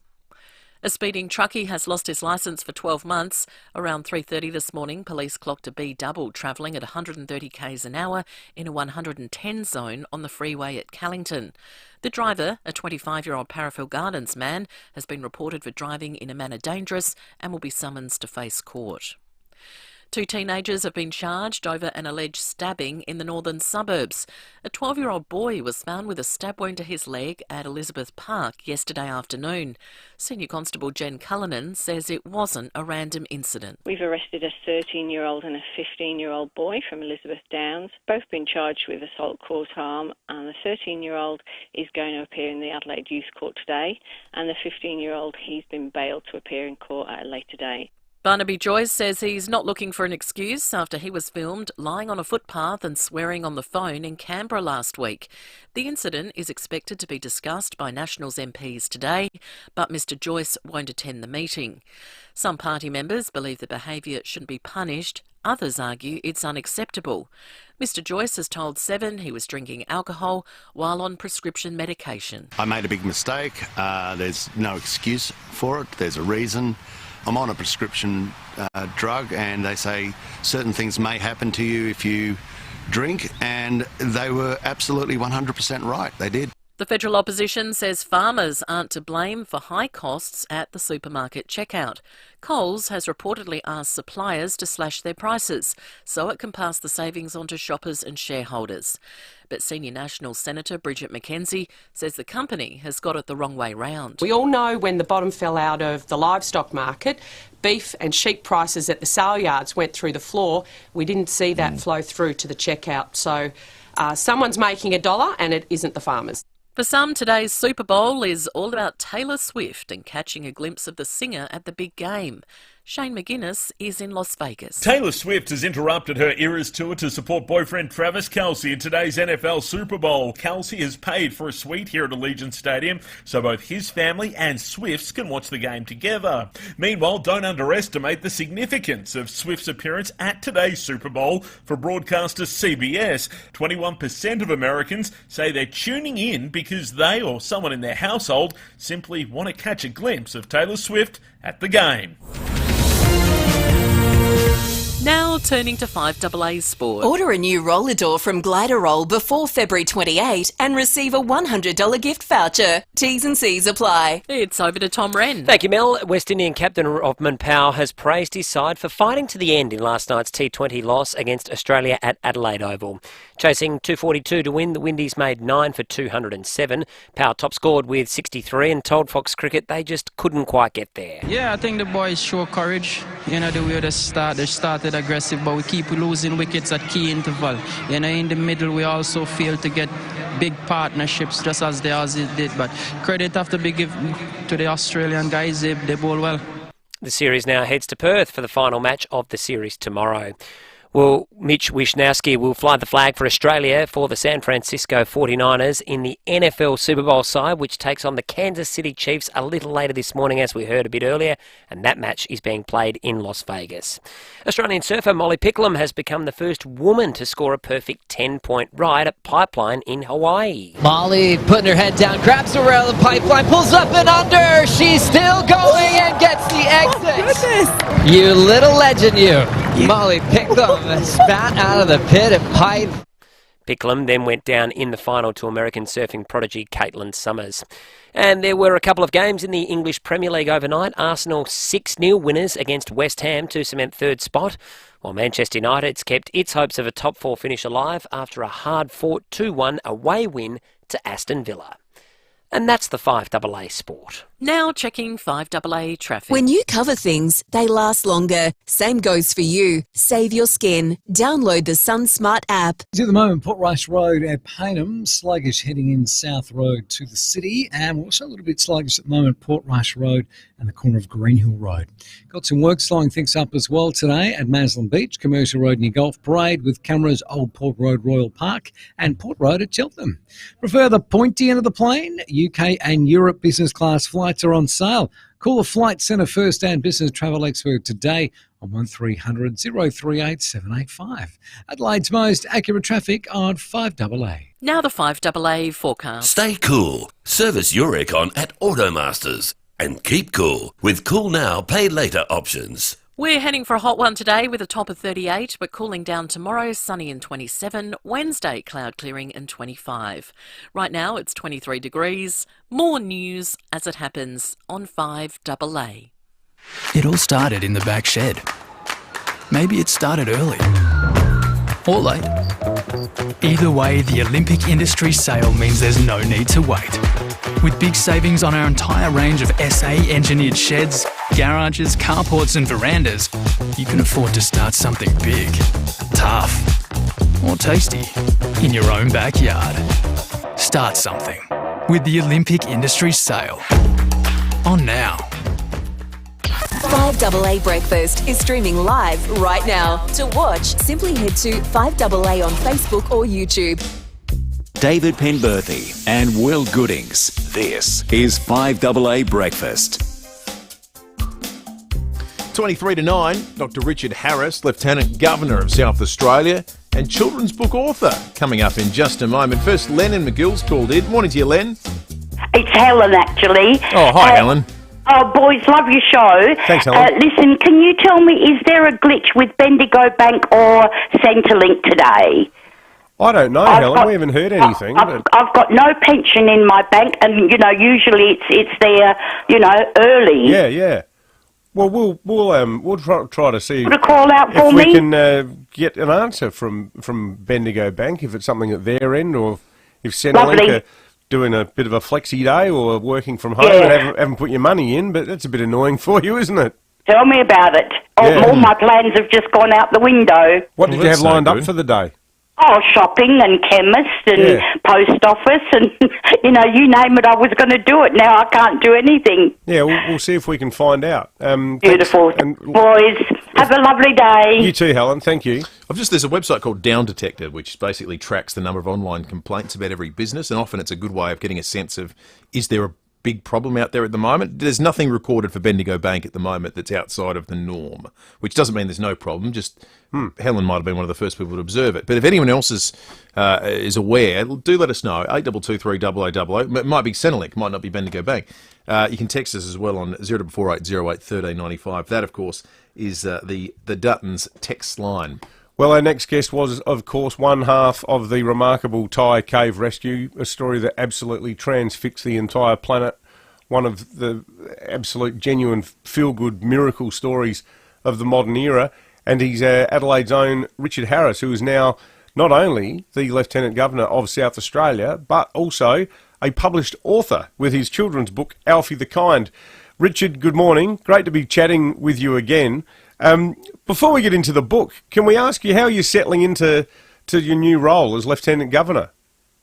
Good morning.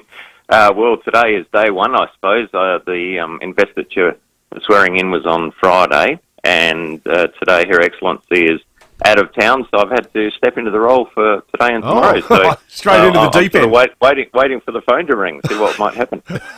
So we should be calling you Your Excellency then, is that right? No, I don't get that title, I'm afraid. Oh, okay. Just Harry is fine. What for people what does a Lieutenant Governor do?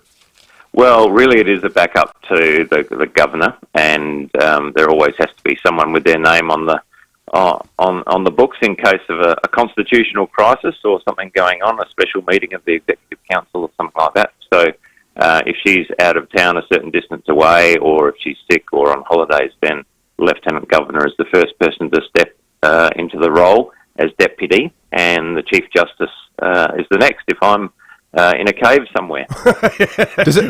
As you often are. Does that mean you get to hang out at Government House for the next 2 days? No such luck. It really is a low key role, and just really there to help Her Excellency out if required. We love. We've had many chats with Her Excellency Frances Adamson. So we certainly wouldn't want this to be construed as some sort of tawdry leadership speculation type question. But is being Lieutenant Governor seen as a bit of a precursor to becoming the Governor? No, I don't think so. It's a role in and of itself. Although Hugh Van Lay, of course, was the Lieutenant Governor for quite a while before he became Governor. So, but apart from him, I'm not quite sure if there has been another one. So, no, definitely no expectation.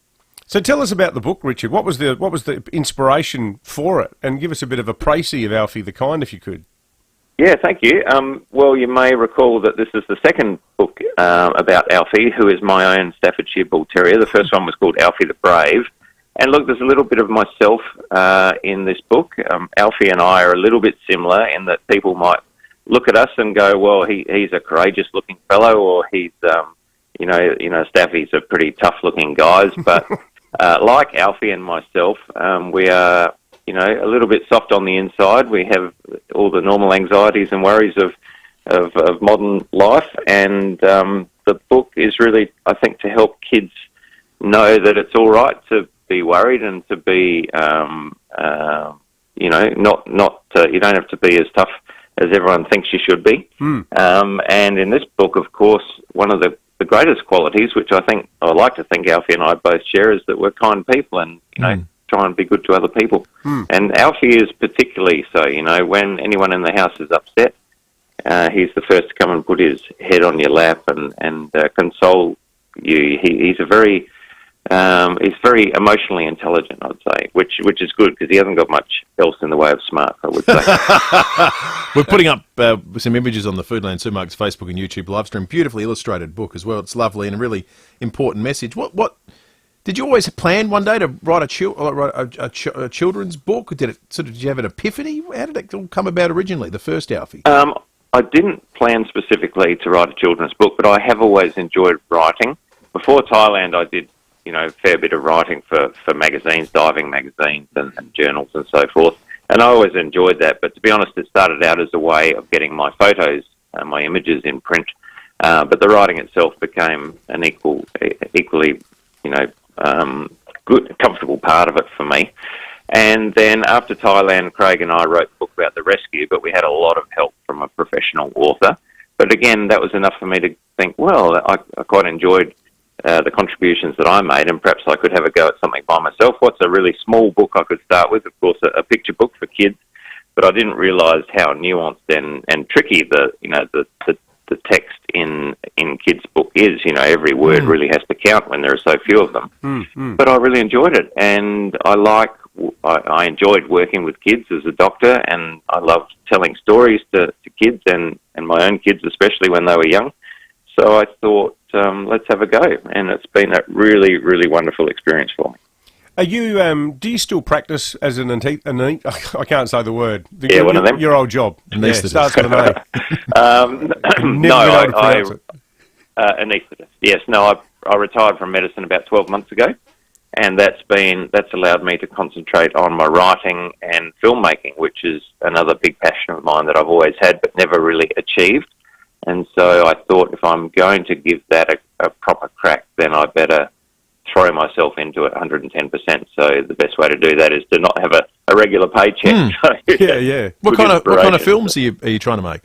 Documentaries about caving and cave science exploration. So, in fact, we've had a real breakthrough in the last 12 months. We've got a film financed. I'm working with Jennifer Peetham from Stranger Than Fiction Films in Sydney, and together we've managed to get finance for a film, and it should hopefully be out around about July, August. The title is Deeper. And are you still on the caving, Richard? Because you've travelled all over the world, going all sorts of far-flung places. Is that still a huge passion? Yeah, absolutely. And this film will give me more opportunities actually to do more underwater filmmaking and filming in caves over the next 12 months. I've got a trip coming up to South Africa in the middle of the year to explore a cave over there. So yeah, right into it still. When you go out caving with a group of friends or divers, is the diving community, are they a bit like, is it more like family when you've achieved something that like to gently rib you about it, or do people whisper and go, that's the Thai cave guy? Can you just go back to caving as a regular diver? Oh, I think so. They're a pretty levelling bunch of guys and girls, you can well imagine. And, of course, this new appointment has come at a bit of a personal cost to me from those guys. So, what have they been calling you? Nothing I can say on radio, but no. But for me, it is. All jokes aside, for me, of course, it's a great honour, and I think they're very excited for me. Well, look, we always love catching up with you, Richard. Absolutely. Hey, who's Uncle Benny in your book, Alfie? Well, I'm glad you spotted him. Yes, you'll recognise that chap. He's a friend of yours and my brother-in-law. And he was Benny. I like to split characters into the books that are friends and family. And Ken the farmer in the previous book is a very close friend of mine. And a lot of the stories in the book are based on truth. So, Uncle Benny was very excited to see himself in the book. So he was overjoyed. Oh, excellent. I can't wait. I'm going to Will's got a copy. I'm going to have a look at it during the ad break, Richard. Dr. Richard Harris, Lieutenant Governor of South Australia and author. Always great to catch up. Thanks for joining us. Thanks, guys. Bye. 14 to 9, let's check traffic. When the UV is 3 and above, cover up, use sun protection, stay sun smart, download the SunSmart app. Thanks, Will. Getting busy in a few spots this morning. Greenhill Road at Unley Road, sluggish the parade at Norwood, and super busy at the moment, South Road at Tonsley.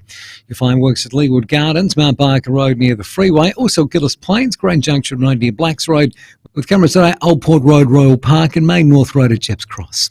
Pick up a better brekkie at Hungry Jack's, $12 for a double Turkish brekkie roll, ham and cheese toasty, hash brown, and a small barista-made coffee till 11 a.m. On app only, and pick up at Hungry Jack's. Adelaide's most accurate traffic on 5AA. It's Ian Healy, and I'm here to talk to you about back pain and Kiza. If you're one of the 80% of Australians who suffer from back pain, it's tempting to do nothing. But this can cause weaknesses down the road. The best place to start with back pain is exercise, and the best place to exercise is Kiza. Kiza's physios and Swiss-designed strength training equipment help you build strength in a supervised environment. I go to Kiza, and you can too, at our new clinic in Norwood. Book your initial assessment at keezer.com.au. After 25 years of delivering perfect service, ASIT Couriers is evolving to better reflect what they do now. They're not just couriers, they're your go-to for fast, secure and reliable national transport solutions, now known as ASIT Transport Solutions. Darren, Chris and the team at ASIT Transport Solutions now have a fleet of over 220 vehicles delivering any size parcel and any size pallet to anywhere in Australia. Book online at asitcouriers.com.au. Don't send it, ace it. You could win $1 million instant cash. Get your tickets for the Hospital Research Foundation Home Lottery by midnight this Friday to go in the early bird draw for $1 million. And your ticket stays in the draw for the $3.6 million grand prize at Henley Beach. The earlier you get your tickets, the more you can win. Become a member free for the chance to win even more cash prizes. Early bird deadline is midnight this Friday, so don't miss out on your chance to become an instant millionaire. By purchasing a ticket in the Hospital Research Foundation Home Lottery, you can be proud that you're improving life-changing treatments and care for every South Australian. Get your tickets now at homelottery.com.au. It's a frightening thought, but what if you lost the capacity to manage your financial affairs? If you're not at the helm, who makes medical or health decisions? Who controls the family trust? From the simplest to the most complex wills and estate plans, Donlan Lawyers will answer your questions and help carry out your wishes. For wills and estate planning, visit donlanlawyers.com. That's donlanlawyers.com. Hindmarsh Square, Adelaide, and Ocean Street, Victor Harbour. Steinborner Automotive has always been well worth the trip. And now there's Barossa Mazda, Murray Street, Nuriutpa. SA's newest Mazda dealership is now open. For 40 years, Steinborner has provided South Australians with outstanding customer service, exceptional value, and a large selection of new, used, and demo vehicles. The Steinborner story continues with the opening of their new, state-of-the-art Mazda dealership in Barossa Valley. Barossa Mazda. It's well worth the trip. BarossaMazda.com.au.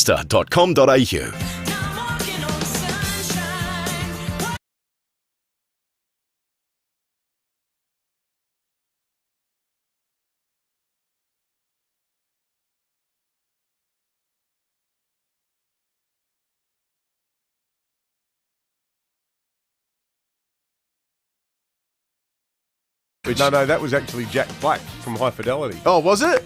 Yeah, it looked awful. You sort of did his... your Mick Jagger face a little bit. Yeah, there's a bit of the pouting going on. You've got the voice going down like that too. But you know, it's a great documentary, 20 Feet from Stardom, the history of backup vocalists, like the woman who sings. What a great idea the for a backup documentary. vocals of "Gimme Shelter." She was pregnant at the time. They recorded. I think they recorded it. Oh no, that was in the States. But she rocked up at like 2:00 in the morning.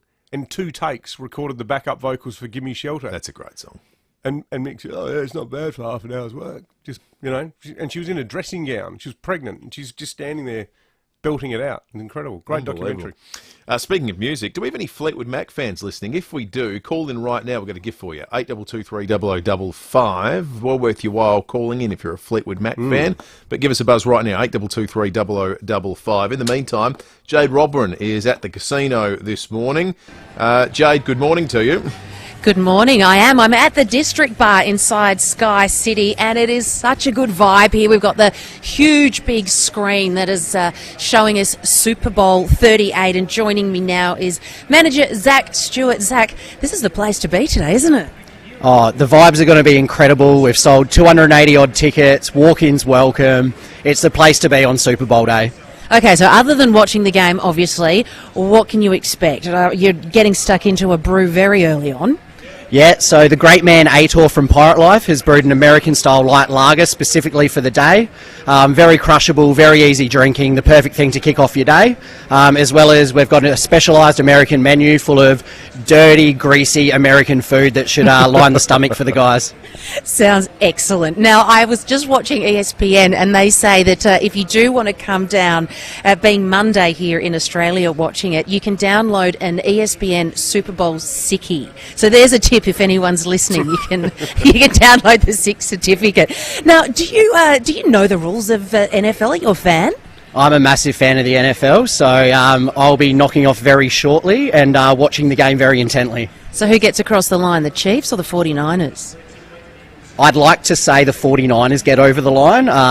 I'm a Green Bay Packers fan, but I've got a very good friend who's a 49ers fan, and I wasn't cheering for him a few years ago, and he was very upset. So hopefully they get over the line today. Sensational, Zach. Have the best day. Thanks for having us down here.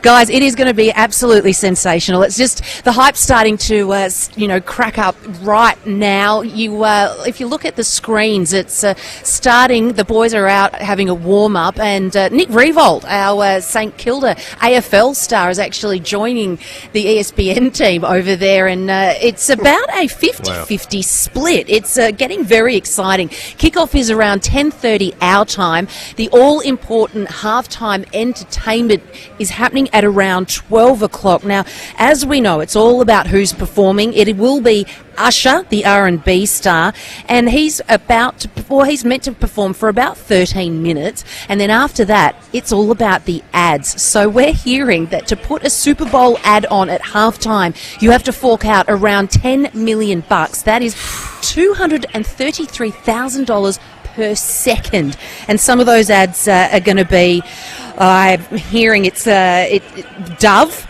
Lindt, Pringles, M&M's, Mountain Dew, they've all forked out, and of course there's always someone famous. Posh and Becks is starring, Jennifer Aniston and plenty of others. But what I love about Super Bowl day is the crazy betting that is on offer. So you can bet on what colour jacket Usher is going to wear.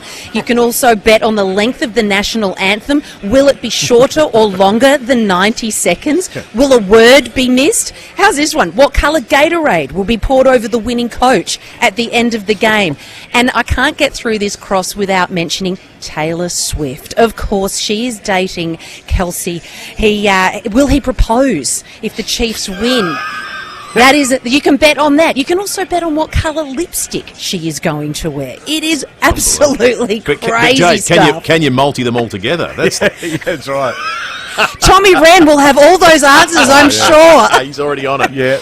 But it's going to be absolutely huge. So all eyes are on the Kansas City Chiefs, led by Patrick Mahomes. Can they go back to back? Of course, they're taking on San Francisco 49ers. They lost to them 4 years ago. It is a massive day down here. But I mean, everyone's talking about, have we seen Taylor Swift? Is she going to be there? I actually feel quite sorry for the lady. She's just dating a guy. It's just a love story. Yeah. Just want to go to the footy. The whole world is watching. That's right. Unbelievable. Great stuff, Jade. You have an excellent day. A terrific report. As Jade was talking, I was just thinking, the Super Bowl in live sport is going to sort of the last bastion of where the advertisement is super lucrative. So $10 million now to get one during the halftime show, which is when everyone's watching, because it's a captive audience, and you can't fast forward. So it's only going to get more as there are fewer and fewer options to watch live stuff, because everything's on demand these days. So what are the events that everyone sits down and you can't just fast forward through an ad? It's live sport, isn't it? Almost exclusively. Yeah, well, that's right. So Listen to that roll it's $10 million today. It's going to be... I wonder how many other companies want to get a spot but just can't afford it, or just because there must be more that get frozen out. Yeah, by the pricing. Mountain Dew, they did that great ad a few years ago with Bryan Cranston that was based on The Shining. That's right. Remember that? Yeah, Bryan Cranston's done a few. He came back and they reprised their roles as Baking Bad. That's right. But where else are you going to get 115 odd million people who are all watching at the same time? Him dressed up as the twins. Down the hallway. Oh, that was funny. Just superb. Janice in Salisbury East is called in. Janice, you're a big Fleetwood Mac fan. I am, and so is my husband. We both love Lindsay Buckingham and Stevie Nicks. The tunes they put out are just wonderful. Rumours is such a great record, isn't it, Janice? It is. Well, I've got it on CD. I don't have a record player, but yes, do love it. Yeah. Terrific. Well, Janice, I'll tell you what, we're going to send you and your husband off to see Fleet Mac Wood. It's a show that's going on in the Fringe that's coming up in Gluttony. It'll play in the Fantail at Gluttony in Rymel Park, which is the home of the biggest shows this Fringe. Tickets from gluttony.net.au. You and your husband can go along and have a wonderful night. Thank you so much. Very much appreciated. Have a great day, guys. No, you not too, a problem. Janice. Yeah, we wanted to give it to a proper fan. That's good. And excellent. Janice, that's you. So you're going to get along. And I suspect we're going to have a fair bit of Fringe-related stuff coming up as we get towards March. Love Fleetwood Mac, but I'm always get annoyed by the sentence, thunder only happens when it's raining, because it's just not true. You're right. Thunder happens sometimes. Sometimes you get it. Not raining. We're out of time. If you do want to watch the Super Bowl today, remember it is live and free on 7. You can watch it from 9:30 this morning. Wish so if you you want hadn't to see, mentioned what's that? I'm annoyed now.